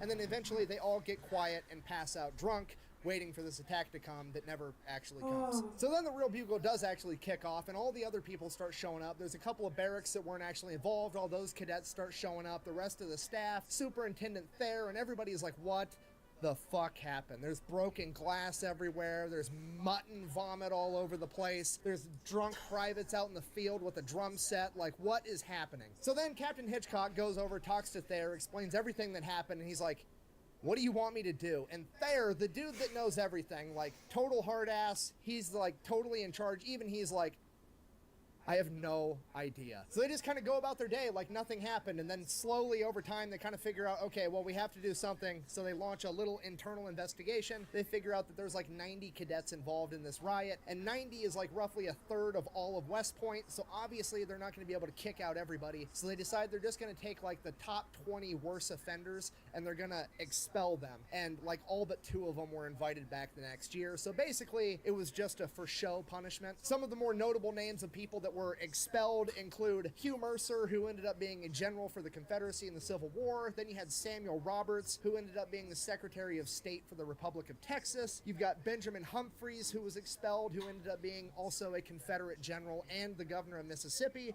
Jefferson Davis famously didn't get a punishment at all. And then you had John Campbell, who they tried to expel, but he argued his way out of it, and he went on to sit as a Supreme Court justice later in life. Which, I mean, you have to admit, between a bunch of future Confederate leaders getting in trouble for a grog mutiny and a future Supreme Court justice arguing his way out of his punishment, it's some of the best examples of foreshadowing I've ever seen in my entire life. In conclusion, the moral of the story is that if you're gonna do the wrong thing, do it with a lot of your buddies, because they can't get all of you in trouble at the same time, because teamwork makes the dream work, even if the dream is to be an asshole on Christmas Eve. Thank you for watching. Best way to support the channel is go buy some merch over at thefatelectrician.com. Happy Christmas, Merry, whatever the fuck you celebrate. Quack bang, out. I'm gonna go drink some eggnog. And Laleda even makes them a bunch. I keep wanting to say fucking hummus. It's not hummus. It's, what the fuck is it called? Damn it! Mutton. Fucking mutton. Why am I getting mutton and hummus in my fucking head? This was when I read Eggnog Crying at West Point. This was not what I had in mind. Not the ending you expect. Same. I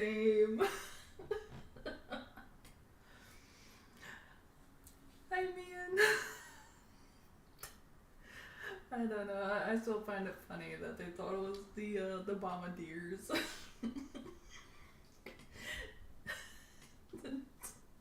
They're just like, yeah, we're just gonna like make a hole. We're just gonna fortify everything, and no one ever shows up. Definitely a good party. Yeah, definitely. Yes, Christmas hummus. I've never really had hummus, so I have no idea what the hell it is or what it's used for. So, but that was definitely an ending. But that's definitely some foreshadowing though, with the guy who argued his way out of being expelled into then becoming a Supreme Court justice. That's definitely some foreshadowing for sure. Definitely a good party. Definitely. Though I personally, I probably would have not taken the eggnog, but you know, we can still have a good time.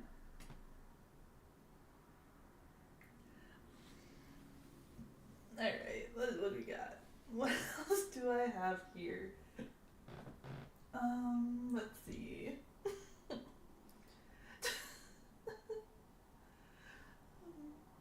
I'm still laughing at the freaking thing. What the fuck?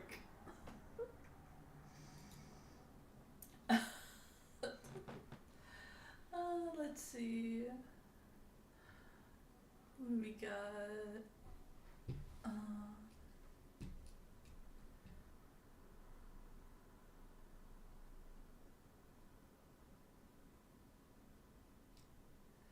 Alright. You know what? I'm gonna do an Uncle Roger video, because it's been a while since we've done an Uncle Roger video.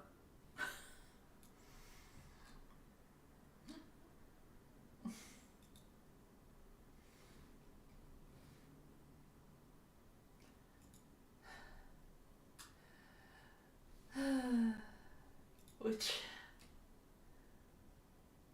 I'm scared because it's Jamie Oliver. The whole chili jam and what was the other one?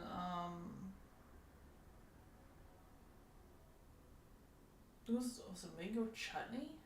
Was it?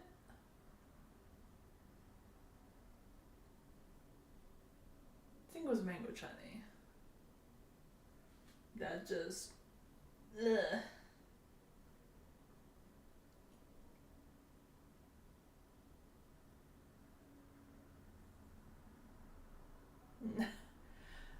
This where it's like it's pain.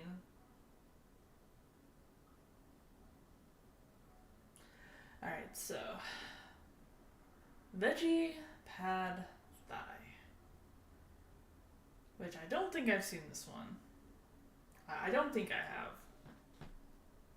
Which if we have, I am sorry. I forgot to like the video if we did.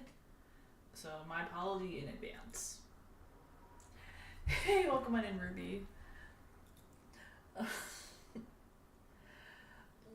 Like, yes, it's a Jamie Oliver video. It's Uncle Roger's thing to the veggie pad thigh.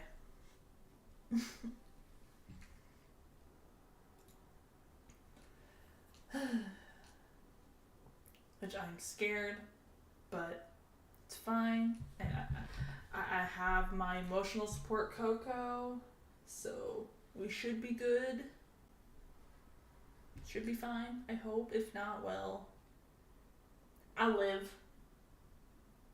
Somehow. How's I doing today, Ruby? Uncle Roger haven't reviewed Jamie Oliver for a long time now. Wonder how my old friend doing. You're going to absolutely love this recipe. This is a modern-day fast food classic, pad thai. Deliciously Right. healthy. Why pad thai like that? Packed with Why so much vegetable? You sure this pad thai? chili egg. Hold on, I need to take a moment here just to look up what pad thai is supposed to actually look like for comparison. Before I get too far into this.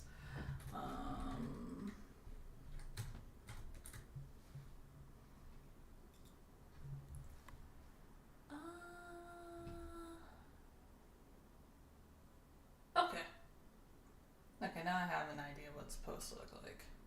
Okay.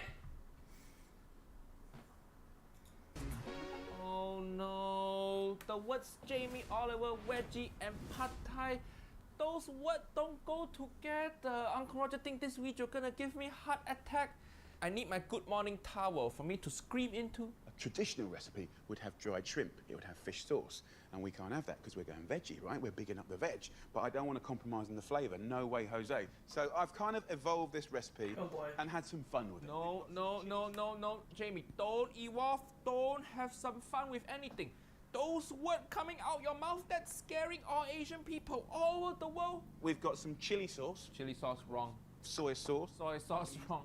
Now, tamarind. Tamarind, okay, tamarind correct. Sauce for pad thai is just tamarind, palm sugar, and fish sauce. That's it. If you really want to make it vegetarian, do you know, niece and nephew, they make vegetarian fish sauce also? Yeah? But Uncle Roger don't recommend that. Just eat the real thing, vegan people. Life too short. Just use real fish sauce. Fish almost vegan anyway. Because fish got no leg, got no feeling, can't make sound, it almost plant. Now, tamarind is from a bean that's sweet and sour. It's a really important flavour in Asian cooking. And then a little sesame oil. Sesame oil wrong. Tofu. It's made Tofu. out of soybean. Tofu. Tofu for pad thai, okay. But need to be square fried tofu. Hopefully he do that. Tofu. It's made out of soy. It's Jamie Oliver. It's not gonna go as well as you're hoping. It's not gonna happen. Soybeans, and it's a great source of protein. To get your veggie pad Garlic good? going, bash up 2 cloves of Just chop garlic enough. No need pestle mortar. nice and pureed, and then I'm going to use silken Well, really tofu using Silken pestle tofu mortar. wrong. put in dishes, in cubes, slices. What we're going to do is use it as a foundation of the sauce. Tofu for sauce? Huh? Wait, what? What? What? No, no, no, no. What Uncle Roger just watched? Silken tofu is what? No. He put tofu in pestle and mortar. And he's just pounding and destroying tofu.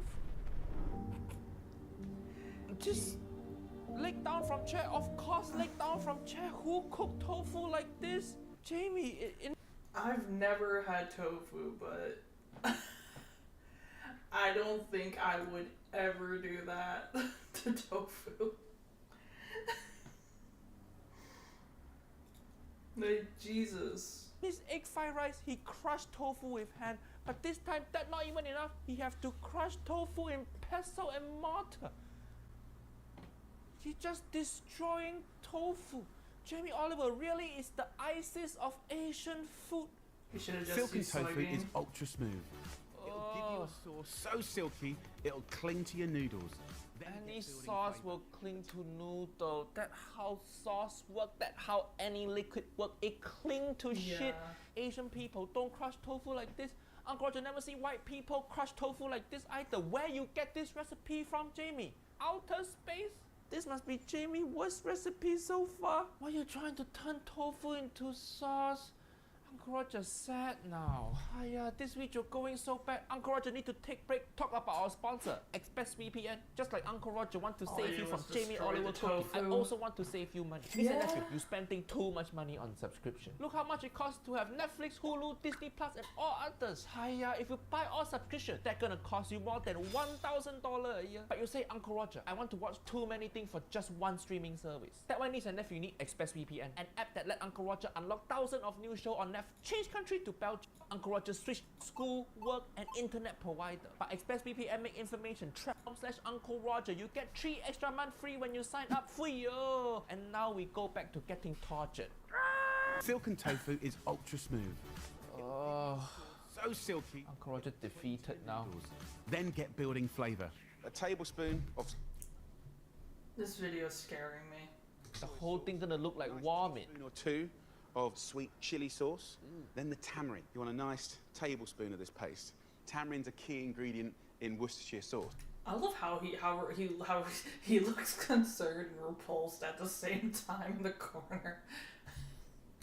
So, you know, it's there in your life, you just don't know it. It's Okay, Uncle Roger understand why he do that. He trying to make tamarind familiar to British people. Uncle Roger use same technique to explain things to Asian people also. Like ketchup is white people's sriracha, and cast iron skillet is white people wok. the most brilliant flavour. And I'm going to put a little teaspoon of sesame oil in there as well. Oh, sesame oil wrong also. Don't Lime get also started on the wrong. egg fried Lime rice and pad video. thai, you just squeeze on before you eat, not in sauce. Sauce gonna go in wok. You cook lime in high heat, it's gonna lose flavor. Half a juicy lime. And that, my friends, is your sauce. Ugh, look at that.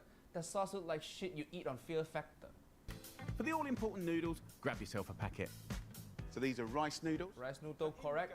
With 150 grams. No. You don't want to put in boiling water. It's gonna overcook noodle. Rice noodle put in room temperature water. Pan. And you leave those for about 7-8 minutes. But check the pack, they're all different. When Yes, Pack tell you how long to cook it for. But remember, pad thai, the noodle still gonna get cooked in wok. So don't finish cooking noodle in water. You need noodle to be a bit undercooked, then finish cooking in wok. You see that noodle, Jamie noodle, I guarantee it overcooked, gonna be too sticky. Run them under cold water. That stops the cooking process. See? See, it already overcooked. You leave those for about 7-8 minutes, but check the pack. Jamie, this Asian noodle, not pasta. Don't just follow instruction on box. Niece and nephew, you can't trust instruction on Asian noodle packaging. Anyway, it's all wrong. You have to cook with feeling. And then just add a little sesame oil to stop them sticking. Sesame oil again? No, to stop them from sticking. Don't overcook it. Simple. But that makes sense. It just makes sense. Ultimately, I don't think I've ever had rice noodles. I don't think. Pretty sure I haven't.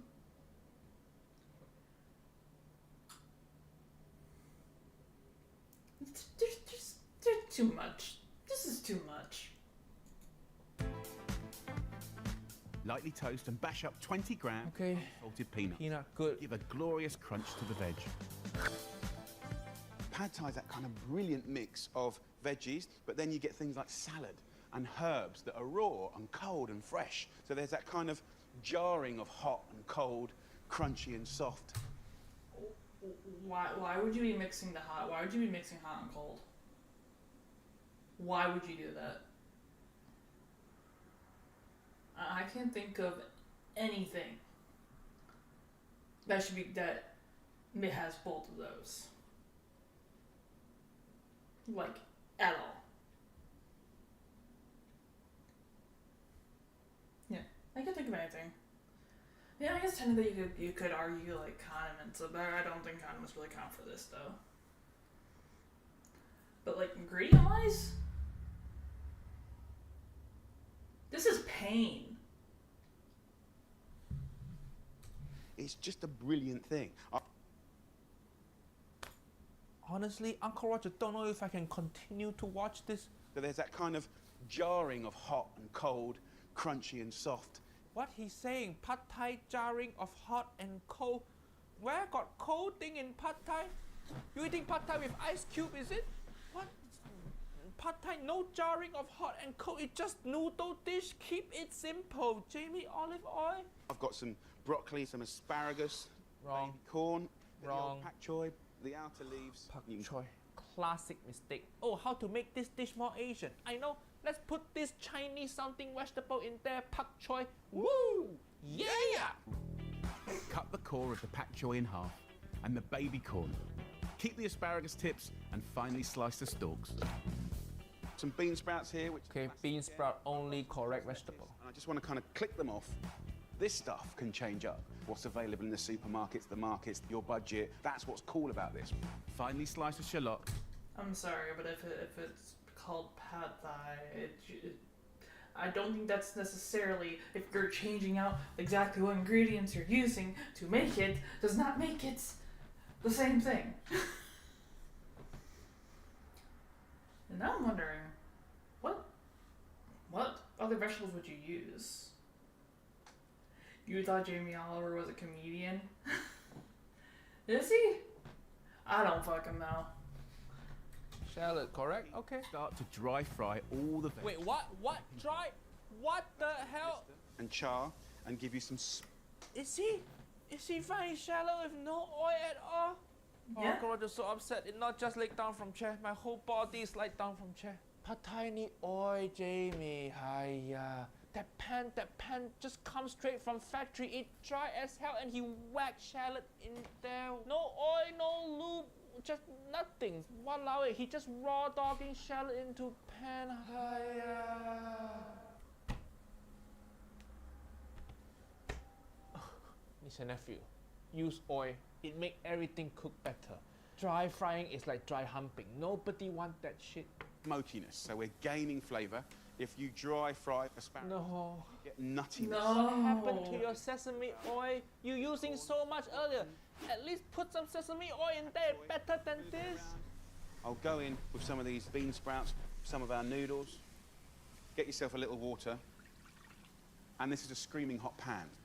Not just pan screaming, all Your our Asian vegetables ancestors screaming also. Get yourself a little water.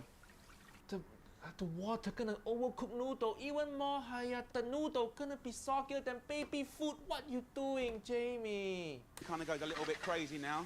So this is exciting, right? It's not exciting. It's heartbreaking. Then a nice wodge of this Diarrhea sauce. tossing it around. No. This is the fast bit, so you've got to concentrate a bit more, but it's not hard, it's exciting. So in we go. No. Metal spoon in non-stick pan. Usually that biggest sin in Asian kitchen. But this video is so terrible that metal spoon in non-stick pan, that's the smallest mistake. Crushed nuts, lettuce leaves, get in some coriander, mint and basil, and Coriander, wedges mint, of lime. and basil. Only herb in pad thai is garlic chive. Coriander, mint, and basil. Like, what it gonna taste like? It's just too many things, Jamie. Too many things. And then we want a little dry fried egg. So wipe out your pan. Dry fry again. And of course you need a non-stick pan for this.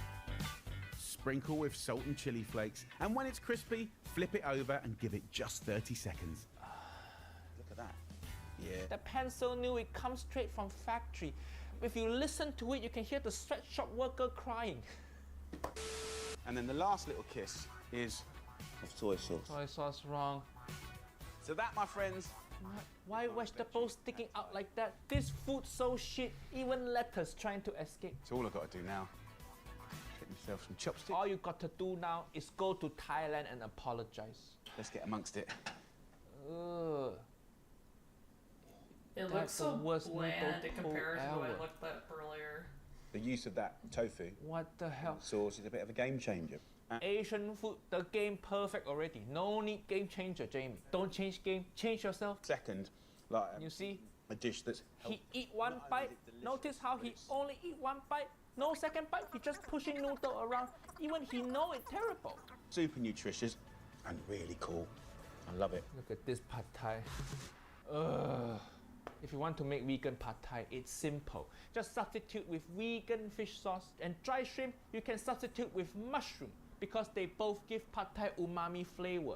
That is vegan pad thai, very simple. Jamie Olive Oil, you're the first chef who make Uncle Roger fall down completely from chair. Uncle Roger extending invitation, man to man. When Uncle Roger hit 10 million subscribers, I'm happy to fly to wherever you are. We make one Asian dish together, okay?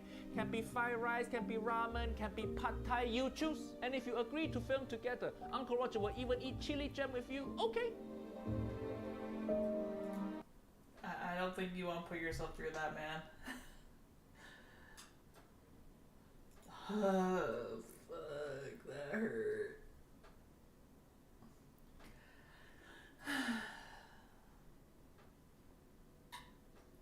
Well, at least his video isn't as painful as the egg fried rice video was. Because at least in this case, I didn't really know much about pad thai to begin with. So I was pretty safe on most of the mistakes. His famous last words for real. Now I'm wondering if he actually took the invite.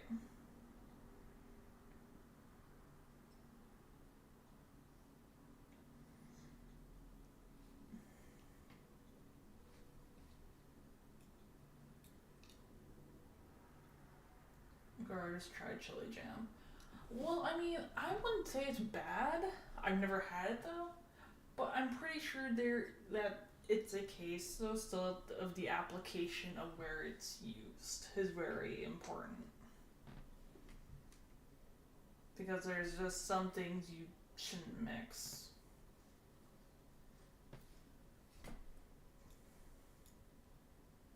But I mean, you know, not all bad.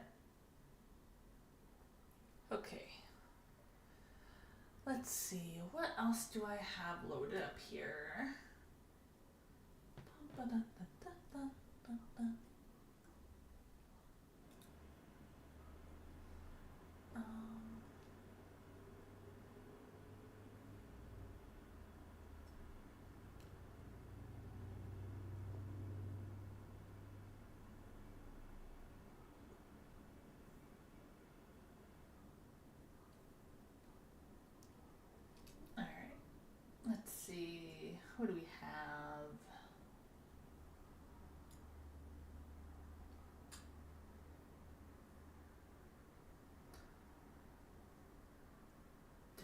watch that already?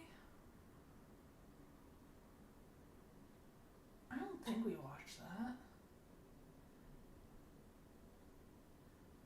that. Okay, so question for y'all. Fat Electrician or Fat Files?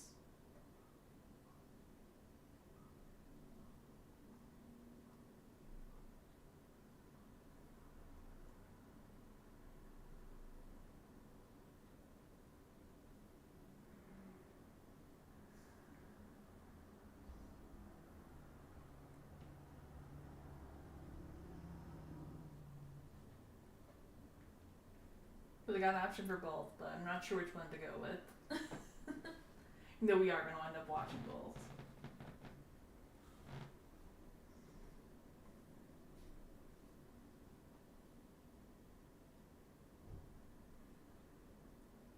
I need to like redo my kitchen so I can do more stuff with it. I just hate also my kitchen because I can't really cook in it very well. Fat Files and Fat Electrician. Alright, we can do that. We can do that. Alright, so since that's the case, just make sure I got that video liked. Yes, I do. Cool. Alright. Which I know a lot of y'all have probably already seen it since I know a lot of you watch Fat Electrician, Fat Files, and stuff. So, but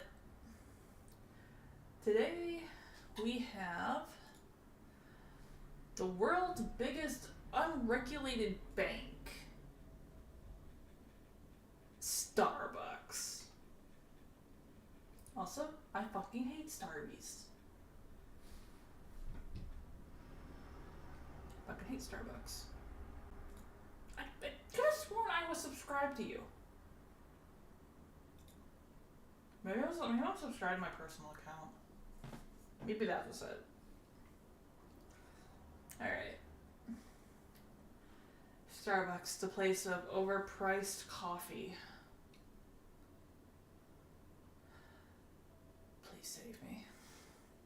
I'm just going to be honest with you, when I started this video, I kind of just wanted to know how they made so much money selling overpriced coffee. I was not expecting them to secretly be an unregulated bank that was powerful enough to manipulate the real estate industry, but here we are. If you Today can we're call it talking about coffee, Starbucks, right? the coffee shop that also manages $1.7 billion worth of other people's money, doesn't have to pay interest to them, and faces no banking regulation while they do it. Okay. We starting off strong today. We're starting off strong in this one. Alrighty. Delete me! You look nice. I thought we were gonna do Mr. and Mrs. Smith. Why aren't you dressed up? I forgot. The no deleted scenes for you. Wait, what does that mean? Wait, what does that mean? This video is brought to you by Delete Me. Super straightforward business. You give them money, they make sure the data brokers aren't selling your personal information. I love seeing her pop up for his Delete Me sponsors. On the internet. So if you don't know, pretty much any time that you use social media or any other free thing on the internet, automatically for you, and then they will keep scanning all the data brokers and filling out requests as needed to make sure that your private information is not being linked over. My 3 friends open up electrician.com. Let's get back to this video.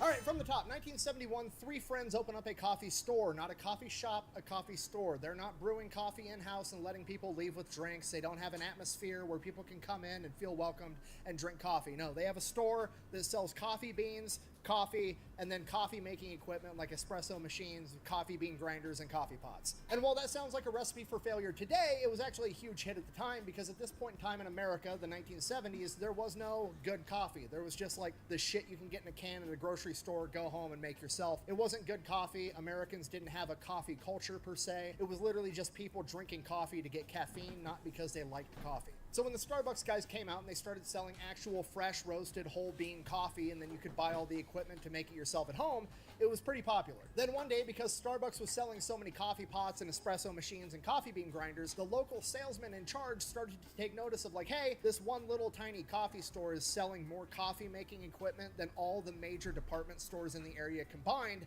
I need to go figure out what's going on here. And that guy's name was Howard Schultz, the future owner, CEO, and kind of the mastermind behind the entire thing, because he shows up, sees what the Starbucks guys are doing, he falls in love with it. He thinks it's a brilliant idea, and he basically has to beg them to be involved. So they kind of reluctantly let him on board. He becomes the business manager of sorts, and over the course of the next decade, they end up opening 3 more of these coffee stores inside the city of Seattle. Then in the mid-1980s, Howard Schultz ends up going to Italy on vacation, and he goes into an actual Italian coffee shop, which is something like he's never experienced before, because they don't have coffee shops like that in America at this point in time. He walks in the door, you can smell freshly ground coffee, there's baristas doing all their fancy kung fu moves, making lattes and shit, there's an entire culture, there's people, you know, reading newspapers, talking, and it hits him, this is literally just a bar, but you get to go to this one before work instead of going after work, right? Because all a bar is selling atmosphere. You can buy all the alcohol. I never would have thought of that comparison for a coffee shop. I never would have thought of that. But I could think of a couple bars I've been to that literally fit that.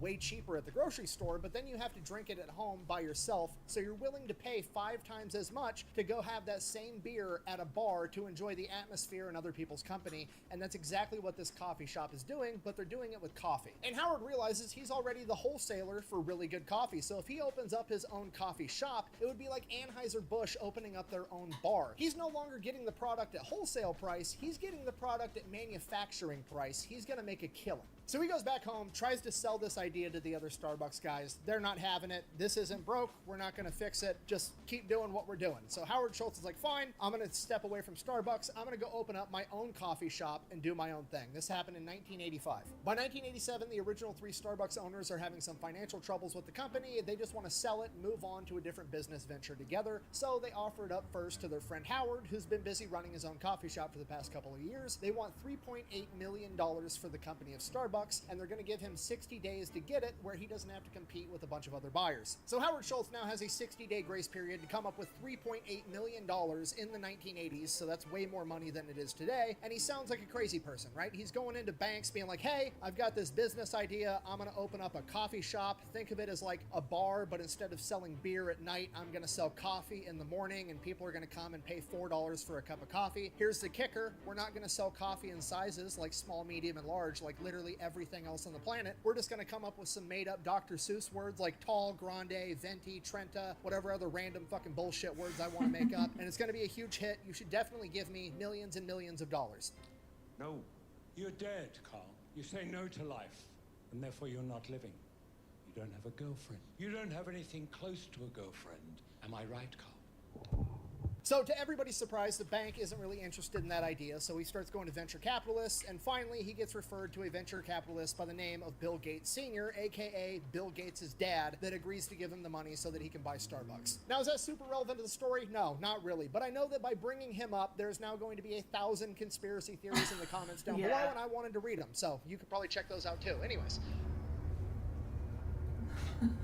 Now, with Howard Schultz in charge of the company, to everybody's surprise, it starts doing great, and he starts opening up more and more Starbucks all over the country. And just to be clear, Starbucks was not the first coffee shop in North America, but it was the first, like, mainstream chain of coffee shops that was a lot of people's introduction to coffee shops in America, and for that reason, they kind of got credit for a lot of different things. Pretty much anything new that came out in the coffee industry, Starbucks would adopt it, and they would kind of get credit for it. Like, they didn't invent the Frappuccino. That was invented by Coffee Connection out of Boston, Massachusetts in 1992, but everybody associates a Frappuccino with Starbucks, which obviously was just the next evolution of coffee in America, right? Because it's a very niche community that enjoys a nice strong cup of coffee, or a cappuccino, or an Americano, or a latte, you know, your traditional coffee drinks. So if they wanted to make more money and expand bigger, they needed to appeal to a wider audience. And how do you appeal to a wider audience, particularly an American one? You add fucking 72 grams of sugar and some whipped topping and drizzle some caramel and hot chocolate on top. Fucking bam. Energy milkshake. I hate how accurate that is so much. But also, I find that shit way too fucking sweet. Okay, I know that's gonna upset a lot of people, but if your drink has over 250 calories and it's got whipped topping, it's not coffee, okay? That is a milkshake with caffeine in it. It's a dessert. Wait, is this just milk and sugar? That's what I said. Do you drink this every day? Every morning. So now they're no longer just targeting coffee snobs, they're targeting kids, teenagers, and most importantly, middle-aged, middle-class housewives that have enough expendable income to afford $12 energy drink milkshakes every single day. So now they're literally just swimming in money, right? The Frappuccino's like a giant iceberg, Starbucks is the Titanic. As soon as those two things collided, there's just money everywhere. So now that they're making a ton of money, their business model is just rapid expansion, okay? Starbucks, you gotta keep this in mind, is not a franchise. All the Starbucks are owned by Starbucks. You can't buy your own Starbucks and be a franchisee. They're all the same company. So these guys are literally just trying to expand everywhere because in the early 1990s, the coffee craze is starting to hit all over the country and they want to be the first coffee place that most people end up trying so they can get those loyal customers and they get all the business. And whether you like Starbucks or not, you got to admit they did a pretty good job at being literally fucking everywhere all the time because Starbucks is like the only business I've ever been in where I can be inside of a Starbucks, look out the window and see another Starbucks off in the distance. And this goes on for almost a decade. Starbucks is just raking in the money, opening up new stores all over the place. And by 2000, Howard Schultz decides that he's going to step down as CEO and he's going to focus all of his efforts into expanding the company, having Starbucks everywhere, all over the world. That same year, Howard Schultz takes Starbucks to China, which is absolutely insane because China drinks tea. They don't drink coffee. Pour the tea. Regardless, Howard Schultz shows up in China, opens up a Starbucks, basically like just, hey, commies, I know you guys like tea, but hear me out, try some coffee and some blue jeans, it's way cooler. And to everybody's surprise, the Chinese people fucking loved it, and they started opening up Starbucks at a rate that Starbucks had never seen, okay? They were opening up a new Starbucks every 15 hours for 20 years straight in China. Okay, I'm gonna be honest with you, nothing warms my heart more than when a communist nation falls in love with American fast food. It's just perfect. I won.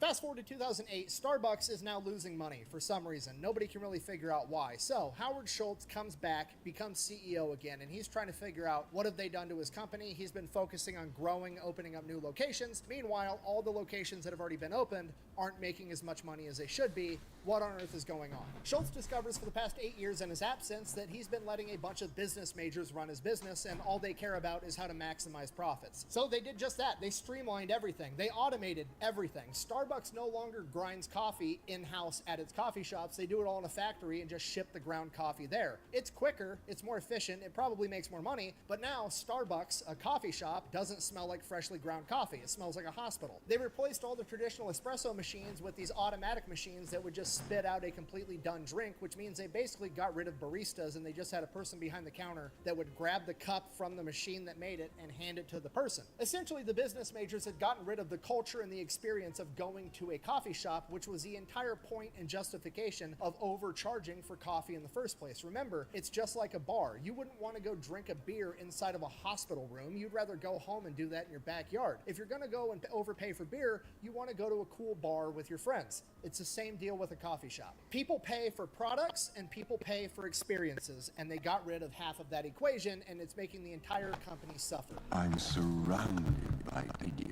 Howard Schultz correctly identifies this. He pretty much immediately has everybody grinding a coffee fresh in the individual Starbucks locations to bring back that coffee smell. He gets rid of all the automatic machines, brings back all the traditional coffee shop equipment, and then he shuts down every single Starbucks and retrains all the baristas in how to turn this place into an actual coffee shop again. And with that, the crisis is averted. Everything's back on course. They're making money again like they're supposed to be. Howard Schultz has one eye on the past. He knows how they got here. He knows what he needs to keep doing to be successful, but now he's got to keep that other eye on the future. Okay, got to remember, it's 2008, 2009, smartphones are becoming a thing. Everybody's getting an app. Starbucks has to get an app, right? Okay, so they build the Starbucks app. Now the app is super straightforward. You take money, you put it on the app, the money sits there until you spend it at a Starbucks, and then when you do spend money from the app, you're going to get stars, which is basically your rewards, and once you get so many stars, you get a free drink. And then as time progressed, you could do online ordering, and you could order from your phone, so it was ready when you got to the coffee shop if you were in a hurry or something. But the key function of the Starbucks Starbucks app is that it's essentially a gift card that's on your phone. You charge it up, you spend it at Starbucks, you get free rewards. And it works out great for a lot of people, right? If you go to Starbucks every day, spending $10 a trip, and you're spending $300 a month at Starbucks, you can just take $300 at the beginning of the month, charge up your Starbucks thing, and you're good to go, and then you get a bunch of free drinks along the way. But here's the catch with that. While it functions like a gift card to the consumer, it functions like a bank to Starbucks. Okay? I mean, think about how a bank works. You go to a bank, you open up an account, and then you give them your money, and then they just hang on to it for you until they need it. And in the meantime, they go and they invest your money and make money off of your money,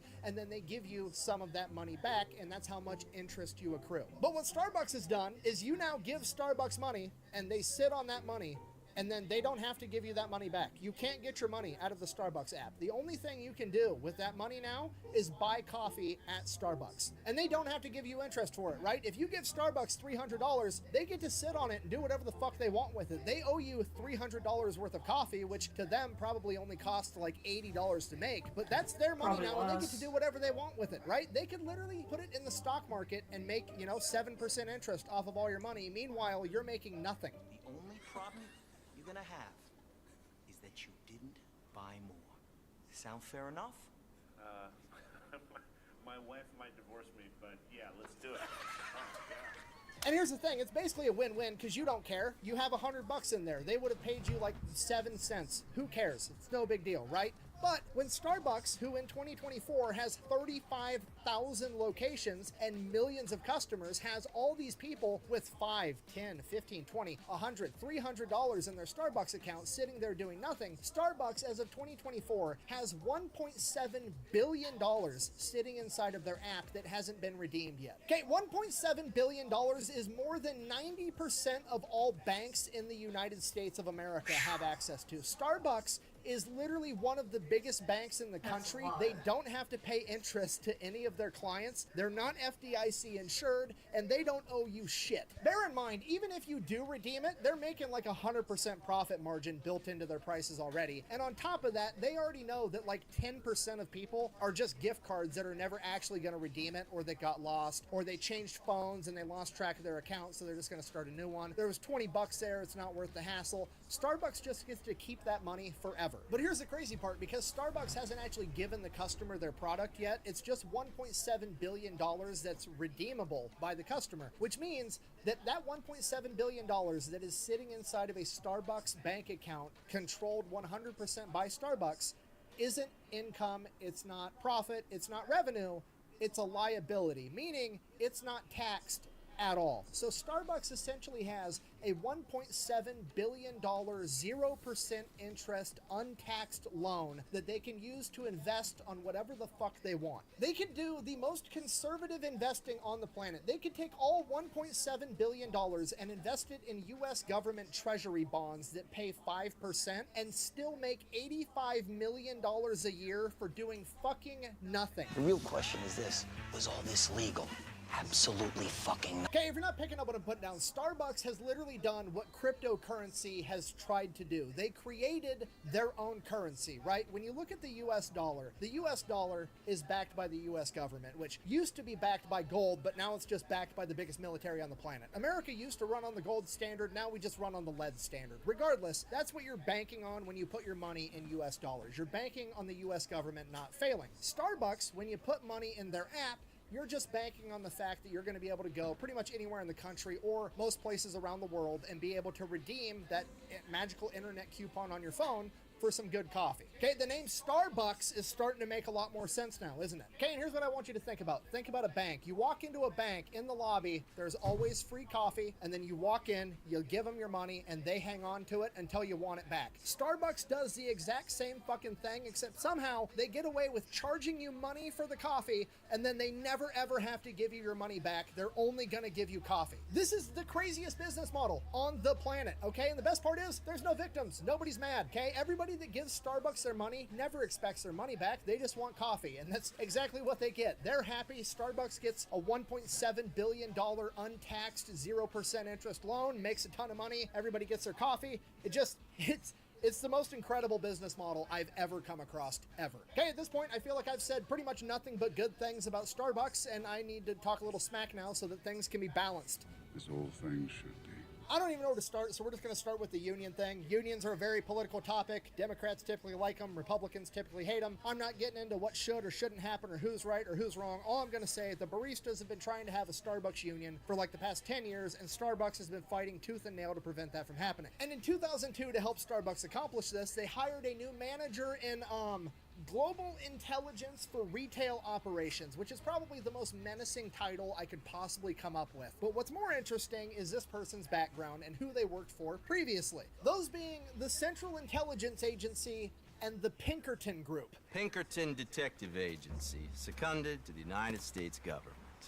Nice to finally meet. Okay, just so we're all on the same page. First of all, CIA, right out of the gate, overkill immediately. But then you add the Pinkerton Group on top of it, and this is fucking insane. Okay, because if you don't know, the Pinkertons are literally the fucking bad guys from Red Dead Redemption 2, okay? They've been banned from doing federal work for the government since like 1893. Do you know how sketchy you have to be to get banned from working for the United States federal government? And to make it even worse, the reason they got banned, it's literally called the Anti-Pinkerton Act of 1893. The main reason that it went into effect was because the Pinkertons got hired to bust up unions in the 1800s, and they were doing that by joining the unions secretly and breaking them up, which led to a shit ton of violence and murders. So the fact that Starbucks hired one to keep the baristas in line is some of the most unhinged shit I've heard in my entire life. That'd be like if your local school district's administrator hired an ex-Blackwater guy to keep the English department in check, okay?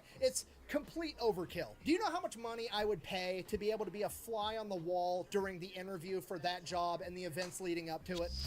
Okay, now on to the new CEOs. Howard Schultz retired in 2002, and Starbucks has been struggling ever since because immediately upon entering the job position as CEO, his successor had a brilliant idea. What if we quit focusing on being a coffee shop and we divert all of our efforts and attention to being better at being a drive-through coffee service? Which, to be fair, if you don't think about it, this is absolutely brilliant, right? Because Starbucks has never made this exact mistake before between 2000 and 2008. And even if they did, who cares? Because the only thing better than making a mistake is making the same exact mistake twice. You actually, this is stupid. So obviously that CEO didn't last very long. He was employed for a total of 17 months before he was forced to step down by the board, and Starbucks just hired their new CEO, the former CEO of Chipotle, and apparently this guy is awesome. I think under his command, Chipotle's stock price rose 700%. So that's great, but here's the problem. This guy lives in California, and he didn't want to move all the way up to Seattle because he enjoys the sun and the beaches, and he didn't want to move where it's gloomy and always raining.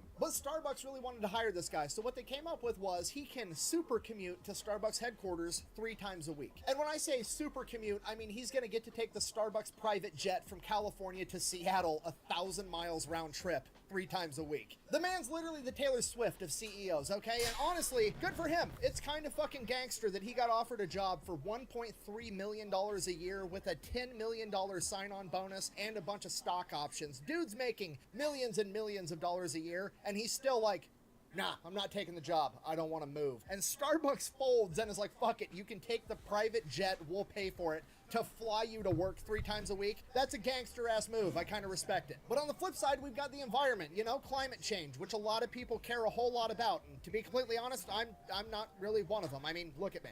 I don't exactly scream climate change activist or active in general, really. But regardless, as far as I'm concerned, if they're willing to pay to have this guy fly private 3 times a week, more power to him. Go right ahead. He could drive a fucking M1 Abrams tank to work every day for all I care. Okay, but I don't ever want to hear Starbucks talking about climate change and being green ever again, all right? This is the same company that tried to make the entire planet drink out of reusable cups with mushy-ass paper straws, and half their website is dedicated to showing off how much they care about the environment, how many environmental impact studies they've done, and blah, blah, blah, blah, blah. What do the environmental impact studies say? Only poor people can put carbon into the atmosphere? Get the fuck out of here. Why don't you guys just tell the truth? Throw it up on the website. Have a press release that just straight up says, hey, we've hired the scientists, the mathematicians, we've done the research, we've done the calculations, and we've come to the conclusion that if we can inconvenience enough poor people, it's gonna offset all the rich people behaving like giant assholes all the time. I'm dead serious. You should actually do it, because you wanna know what's gonna happen? Basically nothing. I guarantee you there will be a climate change protest outside of Seattle headquarters for like 45 minutes. Literally just long enough for all the the college students that showed up to get a quick picture for Instagram to show how much they care, and then they're all gonna disappear and go back to what they were doing. And you wanna know what they're gonna leave behind? A mountain of garbage, and half of that garbage is gonna be empty Starbucks cups anyways, okay? Nobody actually cares. Everybody's virtue signaling. Starbucks isn't a coffee shop, it's an unregulated bank. Thank you for watching. Best way to support the channel is to go buy some merch over at thefatelectrician.com. Quack bang out. You know, if Starbucks was actually smart, they would just hire the CIA and the Pinkertons to assassinate climate change, and then we wouldn't have this problem in the first place.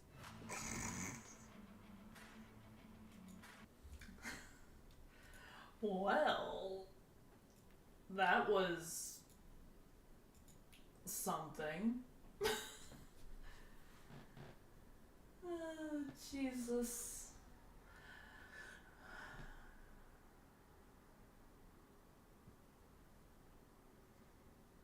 That was a... I don't even know. I don't know how I feel about that one. Like...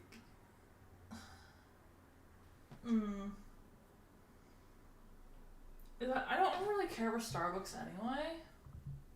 But... Like...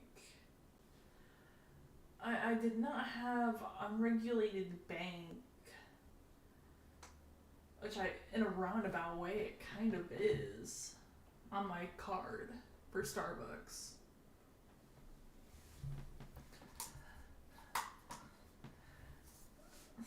Like, I already fucking hate Starbucks anyway, but like... I had nothing for that. Like, that was a whole path I was not ready for. Alright. Next video. I get my next thing of cocoa here made. Alright, so I have for the Fat Electrician, I have the watermelon war, or the USA Broad Street Bullies versus USSR Red Army, The Real Miracle on Ice. So just A or B it. Why is this package so hard to open? This should not be this hard to open! The other ones open fine. What the fuck is this bullshit?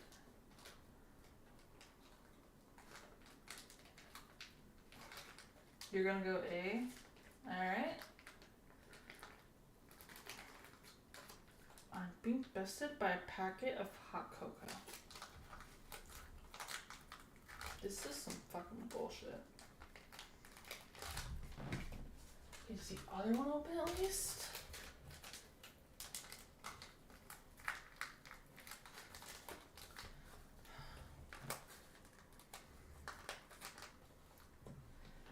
I don't have a knife handy up here right now.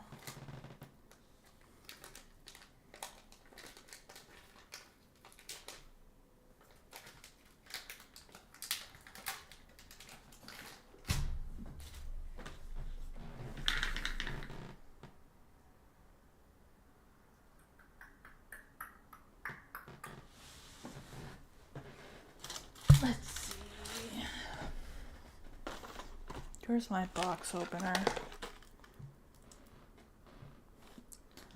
I know I have one up here. No, it's not on my desk.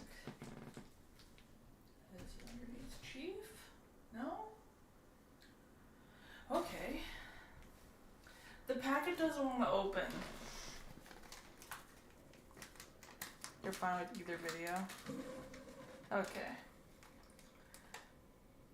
Alright. I'm gonna be right back. Because this is fucking bullshit.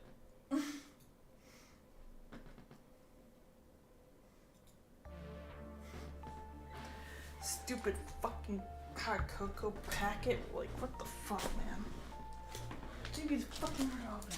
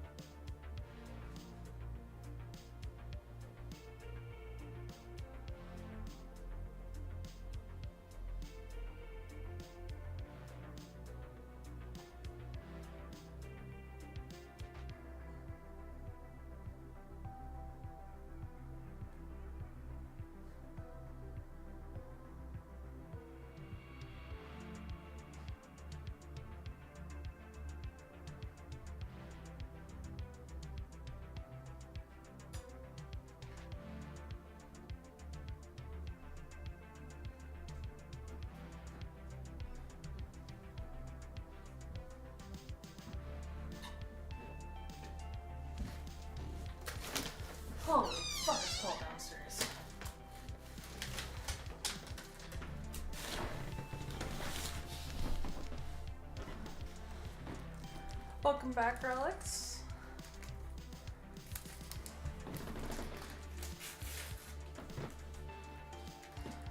I have returned with open cocoa packets.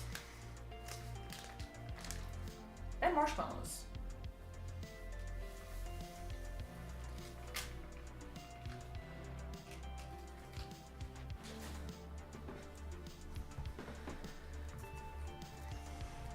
Cannot wait for tomorrow where I have my return of my giant tin of cocoa.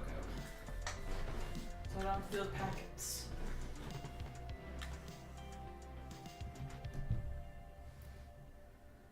Alright, you said A? Okay,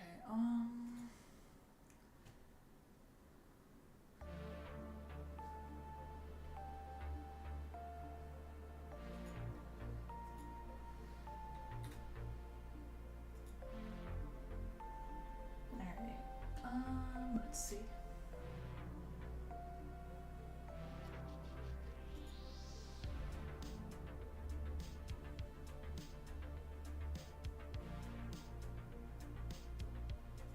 Alright, so y'all said A, so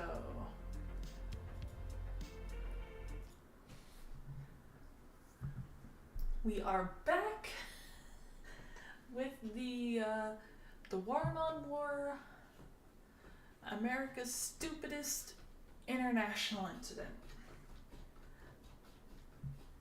which I am genuinely curious what this could possibly be, considering the amount of stuff that he has covered that would make this the stupidest international incident. Gonna get weird. Today we're talking about the Watermelon War, that time that America and Panama had an international incident over a slice of watermelon, which what the fuck? Kind of sounds weird, but historically speaking, it's really not. I mean, Mexico and France almost went to war over a pastry. America and Great Britain almost went to war a third time over a pig on an island off the coast of Canada. And then there was that one time that Honduras and El Salvador almost went to war over soccer. So, I mean, war is weird. And to be fair, while it is called the Watermelon War, it was more of a riot, but it's kind of called the war because it had such a historical impact on the world. It's crazy. Basically what happened was a drunk American got in a fight with a Panamanian street vendor over a single slice of watermelon. Not even a whole watermelon, just one slice of watermelon, and that created a ripple effect through time that resulted with America creating the Panama Canal. Okay, I'm gonna say that a little bit slower if you're not picking up what I'm putting down. A drunk American got in an altercation over a slice of watermelon with a Panamanian street vendor, and then it resulted in America cutting the entire continent in half. And I'm gonna explain everything right after word from our sponsor. This video is brought to you by Element. Okay, look, we've been through this before. They've already sponsored the channel 10 times. They're gonna keep sponsoring the channel, mostly because I keep wanting to work with them because I actually like this shit. Okay, it's a super simple, straightforward product. It's just electrolyte mix, okay? I don't know how it works. Science is involved. It's like Gatorade, except there's no sugar and there's not a bunch of artificial food dye. I don't know why it works. All I know is I drink it once a day, my piss is clear, and I don't have headaches. And then if I'm working out, being fat and sweaty, sometimes I'll have 2, maybe even 3 a day, whatever the situation calls for. They just come in these little drink sticks, throw them in your bag, drink them whenever you need them. It's fantastic. Like I said, they don't have a bunch of sugar like Gatorade and all the other stuff. Despite that, they actually taste good somehow. I really like the lemonade and the raspberry and the chocolate ones. If you mix the chocolate ones with hot water, it's like hot chocolate. It's really good. I'll actually read all the ingredients for you right now. Salt, citric acid, magnesium, potassium, natural flavors, stevia extract. Be clear, and you won't have headaches. You do you. So if you want to give Element a try, head over to Drink Sample Pack with Panama is not a stir. Let's get back to the video. All right, our story begins in the 1840s, and at this point in time, Panama is not a sovereign nation like it is today. Panama is owned by basically what amounts to today Colombia, and the two countries together are known as New Granada. And Panama, in particular, is very important at this point in time as well as today because the Panamanian Isthmus, it's only like 46, 47 miles to cross from the Atlantic to the Pacific Ocean. And it seems counterintuitive, but even though the Panama Canal doesn't exist yet, it's still the fastest way to get from the east coast of the United States of America to the West Coast. The reason for that is you have two options if you want to go from like New York to San Francisco, right? You can A, get in a covered wagon, and then you can drive your covered wagon all the way across the United States of America through cowboy country where bandits are trying to rob you, through Indian territory where Native Americans are rolling up on horseback shooting giant fucking toothpicks at you the entire time. And if you make it, the entire voyage takes you like 6 months. Option B, you can go to New York City, hop on a boat, take that down to Panama, walk 47 miles across the Panamanian Isthmus, hop on another boat, take that up to San Francisco, and that voyage is only going to take you 4 to 6 weeks and is way safer. Because of this, pretty much every major superpower in the world wants control of Panama because they control how fast you can get from the Atlantic to the Pacific Ocean, which is a humongous deal. America's looking at Panama like, how do you guys feel about democracy? The British are looking at Panama like, hey,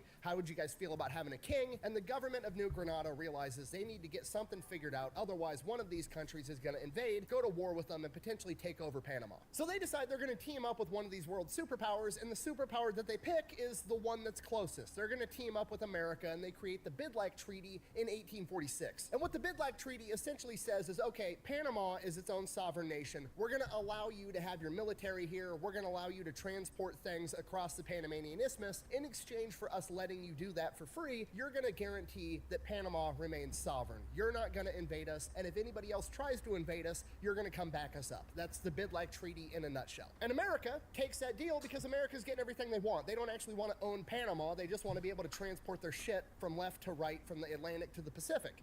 Damn good deal. And for a while, it works great. People that want to migrate from the East Coast to the West Coast do it through Panama, and then the main reason they end up using this entire thing is so that they can transport mail. So the U.S. mail that's going from New York to San Francisco actually travels down to Panama. The Postal Service throws it on a donkey, throws it in a canoe, takes it across the Panamanian Isthmus, loads it on another boat, takes it up to the West Coast. But then somebody in California strikes gold, and suddenly the California gold rush starts, and the traffic going through the Panamanian Isthmus to get up to California explodes exponentially. Now there's tens of thousands of people making this voyage so they can go up to California and try their luck at panning for gold. Then somebody gets a bright idea, hey, we've got thousands of people that want to get transported 40 miles across this Panamanian Isthmus as fast as possible so they can get up to California. If we make it faster for them, we could probably make a lot of money, so they start building a railroad. Now, instead of having to trek 47 miles across some donkey path, you're just going to be able to board a train, drive it 47 miles, hop on a boat, you're good to go. So they start building this railroad. They employ a ton of local Panamanians to build the railroad for them, and it's a humongous boost to the Panamanian economy. That's where everybody's making all of their money. It's going great. Then to support the railroad, there's all kinds of other businesses coming in. They're throwing up hotels, they're throwing up bars, they're throwing up casinos, so people have stuff to do in that area while they're waiting to board the train, or once they get off the train, they can buy more supplies, whatever the case is. So they're throwing up a bunch of businesses as well. And fairly quickly, it's like this little tiny America inside of Panama. There's all these different businesses. You've got all these travelers coming through, spending money. It's an economic powerhouse. But we all know the saying, more money, more problems. I'm pretty sure Gandhi said that, but regardless, because of all this new money coming in, people and organized crime come in to take advantage of it, and there's a bunch of Panamanian bandits that are robbing people and disrupting the construction of this new railroad, so that pisses off the railroad company. So the railroad company hires a guy to solve the problem, a guy by the name of Randolph Runnels, who was a Texas Ranger up until this point. Just for the record, everybody thinks a Texas Ranger is like some weird state of Texas version of like the FBI, which today it kind of is. But back in the day, the Texas Rangers were basically Green Berets. These were special forces dudes that were going out into the wilderness and fighting off Native American tribes using guerrilla warfare tactics. These were not the guys that you wanted to fuck with back in the day. You come to the wrong place to dog wade, boy. That's right, old man. Watch those fancy shoes. Alfred Rilla was editing. It's a real mess you get at point blank, but I'm happy to do it for you. So Randolph Runnels and his boys come in and they start capturing and killing all of the bandits. So much so that the locals end up referring to him as El Verdugo, the hangman, and everybody's absolutely terrified of him. He's notorious. And that pretty much puts a kibosh to all of the bandits. And then the railroad gets finished and all of the local Panamanians that were building the railroad get laid off and basically get told, okay, thanks for building our shit, now fuck off. So the railroad makes a ton of money. All these these local businesses supporting the railroad that are also owned by Americans, bars, saloons, the whole 9 yards, they're all raking in a bunch of money as well, and the Panamanian locals have just kind of been kicked to the curb. There's like this little America that they're no longer allowed in. They can't afford the property there. They can't live near it. They're no longer reaping any economic benefits of it, and because of this, there's a lot of resentment from the locals towards this new American business, which, to be fair, completely understandable. They built the fucking railroad, and now they're not benefiting from it at all. And to be fair, I have no historical evidence to back this next part up. This is me assuming a couple of things, but I'm going to go ahead and assume that the Americans that were coming through and traveling weren't super respectful of the local Panamanians, because you got to realize the Americans that are coming, these are all people that are like, okay, we have like cobblestone streets and streetlights in a modern society in New York City. I'm going to risk all of that. I'm going to move out to the wilderness in California and risk my entire existence on my ability to dig up a shiny fucking rock. Okay, these are not risk adverse people. These are people that are willing to gamble at all. So I'm assuming when they show up, they're not being respectful of the local population, and I would assume that makes it 10 times worse. Okay, I don't like it when people come into my small town and increase the wait time at the local restaurant. I definitely don't like it when they're being drunk assholes about it the entire time. That's just common sense. So that's what's going on in the background leading up to the Watermelon War. Then on April 15th, 1856, a bunch of Americans get in from the boat. They're waiting on the train to come pick them up. They've got a layover. One of these Americans is named John Oliver. Here's an artist rendition of what I believe he looked like. And John Oliver, like most Americans, determines, okay, I got to sit here for a couple of hours waiting on this train to come pick me up. I'm going to the bar so I can get hammered. So him and his boys go out to the bar. They start drinking. They get absolutely obliterated, and it just turns into the movie The Hangover. They start bar hopping from bar to bar, and as they keep hopping from bar to bar, they keep getting further and further away from the train station, and the further away from the train station you go, the more and more it starts to look less like America and more like Panama. We don't have no beer, just tequila. What's tequila? Yeah, it's like beer. If it's like beer, we'll have some. 3 tequilas.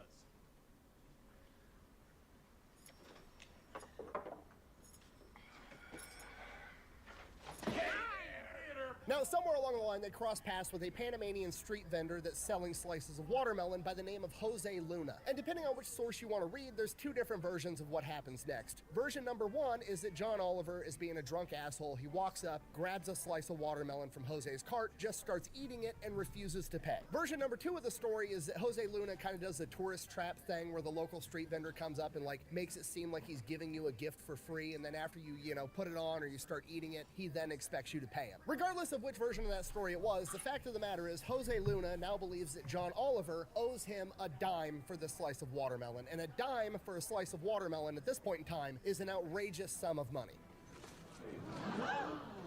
There it is! It's beautiful! Take your hat off, boy, that's a $1 bill! So they get into an altercation over this watermelon, they're arguing back and forth, and finally one of John Oliver's buddies, whose name has been lost to time, but here's an artist rendition of him, he decides that he's had enough of hearing about this, he'll just pay for the watermelon. So, like an adult trying to de-escalate the situation, he pulls a dime out of his pocket and then overhands it at Jose's face, hits him right in the forehead. Oh boy. At this point, Jose, pissed off, pulls out a knife, to which John Oliver, being the American in the situation, does what Americans do and pulls out a gun. So now we've got a standoff, okay? Things are tense. Everything is frozen. We've got a knife. We've got a gun. They're standing there. Everything's going fine. Everything's going great. This is the point where everybody's like, okay, you got your dime. We're gonna leave. We're clearly the assholes here. Everybody can just go about their merry way. But then one of Jose Luna's buddies, whose name also has been lost to time, so we're just gonna go ahead and call him Hose B. Hose B jumps in and tries to grapple the gun away from John Oliver, and during this altercation, the gun goes off and shoots an innocent bystander. Oh, shit! Ah, you mother... And that's it. It's done. This is the match that lit the powder keg. We've got like a decade of racial tensions between the locals and the Americans, and an American, whether he did it intentionally or not, just shot a Panamanian, and within a minute, the entire thing just devolves into a massive riot. Panamanians are coming out of everywhere with clubs and rocks and sticks and knives and machetes and whatever else they have, and just start beating the shit out of the Americans. And the riot just keeps growing and growing and growing, and eventually they're in the American part of town. They're are looting and destroying all of the American businesses, the bars, the hotels, all of it. They're destroying and stealing absolutely everything. The Americans don't know what to do, so they all fall back to the train station, they barricade themselves inside, and they're sending out telegrams asking for help, and those get cut short because the Panamanians start ripping down the telegram lines. They rip up one of these phone poles and start using it as a battering ram trying to get inside the train station. They're gonna kill absolutely everybody. Then the Panamanian cops show up. The Panamanian cops are kind of like this middle ground of like, they're Panamanian, they're probably also very frustrated with America being drunk assholes inside their country all the time, but also they're working for the city understands that that's bringing in a ton of money, so they kind of have a vested interest in just squashing the entire riot. They're not really gunning for the Americans like everybody else. Yet. As the Panamanian police are trying to break up this riot, one of the Americans from inside the train station shoots out the window and shoots one of the Panamanian cops, at which point the Panamanian cops are like, oh, hell no. oh, hell no! So now the cops are on Team Riot, and just as it's starting to look like they're gonna break into this train station and it's gonna be a massacre, a train pulls up. Okay, wasn't there, don't know exactly what went down, but in my head, I imagine this train slowly rolling up and coming to a stop, and before the doors open, the whole mob has just like stopped, and they're now looking at this train like, Americans just showed up, we're gonna beat their fucking ass. And then the train doors open and out walks El Verdugo. Fucking Randolph Reynolds and all of his Texas Ranger buddies walk out with guns, aim them at the mob, and Randolph Reynolds says, drop your weapons. At which point the Panamanians drop their machetes, their sticks, their rocks, their clubs, whatever they got, and they just fucking run. They're already scared shitless of this guy. He's a living, notorious legend. They take off. The riot is over. The smoke clears, 18 Americans have been killed, 2 Panamanians have been killed, a bunch of American businesses are destroyed, they were ripping up the railroad tracks, they ripped down all the telegram lines, it's a complete disaster. But it's not over yet because the American government hears about what happened and they have the typical American government knee-jerk reaction and they send in the Marine Corps. Yes! That's awesome! The Marines land in Panama 3 days after the watermelon riot, which is outrageously fast considering how long it takes for any communication in the 1840s. So the Marine Corps gets there, nothing really happens, they never fire a shot, basically the entire thing is over by this point in time. However, now the government of New Granada is pissed off that America just sent its military into their country. Like, that's an act of war, this is kind of a big deal. So the government of New Granada is like, you can't have your military in our country, to which America pulls the Uno reverse card and they're like, actually we can. We've got the Treaty of Bidlack that says we can have our military here to secure our own affairs, which is exactly what we're doing. To which the government of New Granada is kind of like, shit, they got a point. Okay, fine. The military can be here, do whatever you gotta do, and then get out. America, in typical American fashion, then doubles down and is like, by the way, whether it's our fault or not, whether we started this fight over a slice of watermelon, you guys destroyed a bunch of our stuff, the New Granada government is gonna pay for it. They fold, they agree to pay America $400,000, which is a ridiculous amount of money at this point in time as a settlement between the two. And then America triples down and uses this as an excuse to create American military bases on the islands right off the coast of Panama. So now America has military bases right off the coast of Panama, and they have the diplomatic justification to be able to use their military anytime anything is going on the Panamanian Isthmus that they don't like, which they end up using and deploying the Marines like 15 more times over the course of the next 5 decades. So now we're in the early 1900s, 1903, America's got a president by the name of Teddy Roosevelt. Here I come. Here I come. And Teddy Roosevelt decides he wants to build the Panama Canal. He wants to be able to drive his boats right through Panama to go from the Atlantic to the Pacific and vice versa, and that's what he wants. So he goes to the Colombian government. The New Granada government has been renamed to the Colombian government somewhere within the past 50 years. It's the Colombian government now, doesn't matter. So he goes to the Colombian government and asks for a treaty so he can build the Panama Canal, and the Colombian government refuses. No.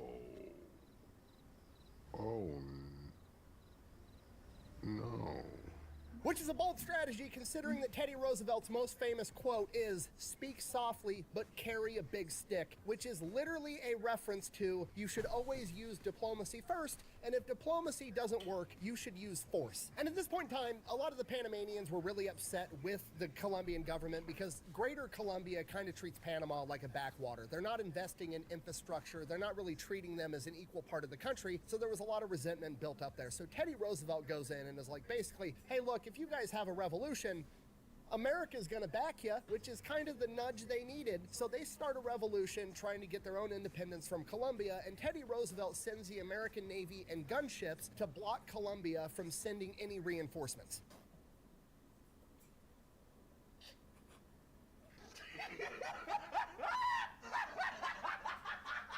Because of this, Colombia doesn't even really try to stop the revolution. They're not able to send their military in there, and the entire revolution is relatively bloodless and nonviolent. And Panama becomes its own sovereign nation, and you're never going to believe this, but the new Panamanian government is willing to sign a treaty to let America construct the Panama Canal. What are the odds of that?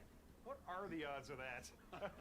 And there you have it. That is the story of how some dude found gold in California, which led to an American getting drunk in Panama, getting in a fight over a slice of watermelon, which led to Teddy Roosevelt cutting an entire continent in half. The more you know, I guess. Thanks for watching. Best way to support the channel is go buy some merch, maybe pick up some Echelon Energy, go check out Pepperbox. Links for all of those are over at thefatelectrician.com. Quack bang, out.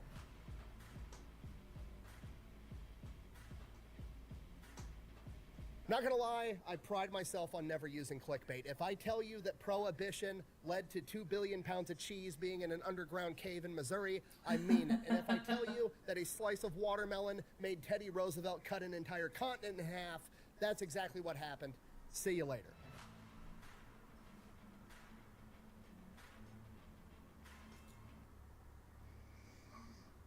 That was interesting. The things about the Panama Canal you never know.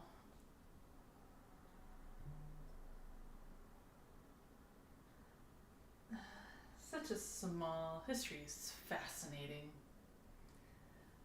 And the things we'd never know.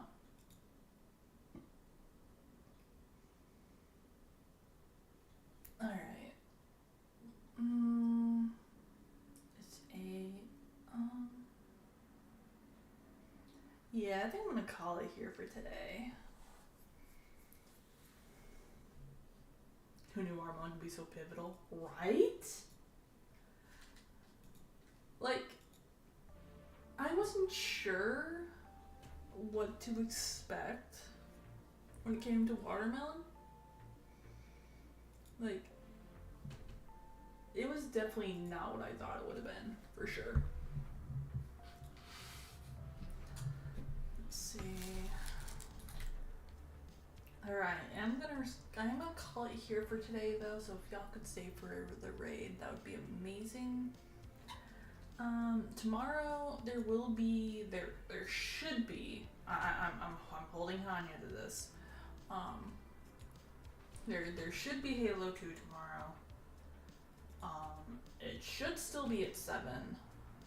If it's not, well, we'll make it work. We'll figure something out.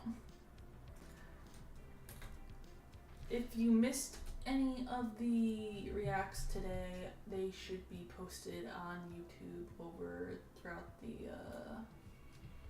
the week.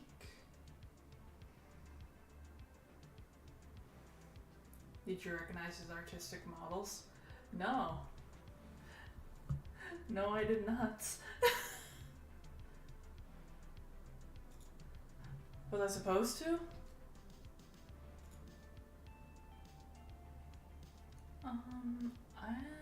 Let's see.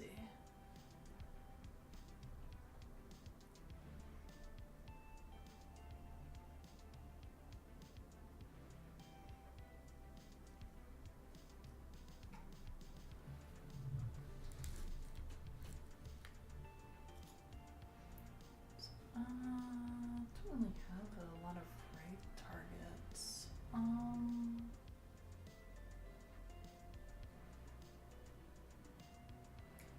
It was Brandon and Donut. What? I did not realize that. But then again, I don't think I really remember. Which, in my defense, I don't really know what Donut remember what Donut or Brandon generally look like. So.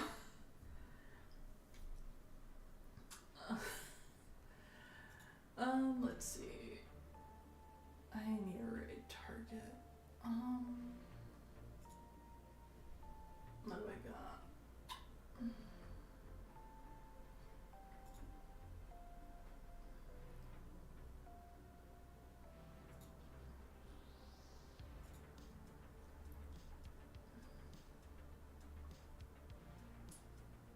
see. You know what?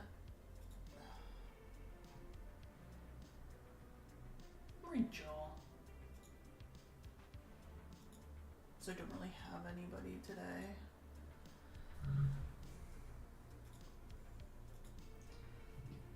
Anyways, y'all take care of yourselves, stay hydrated, do all the things. Tomorrow we will be back playing Halo. I will probably do some stuff before Halo, I'm not really sure what yet. Anyways, take care of yourselves.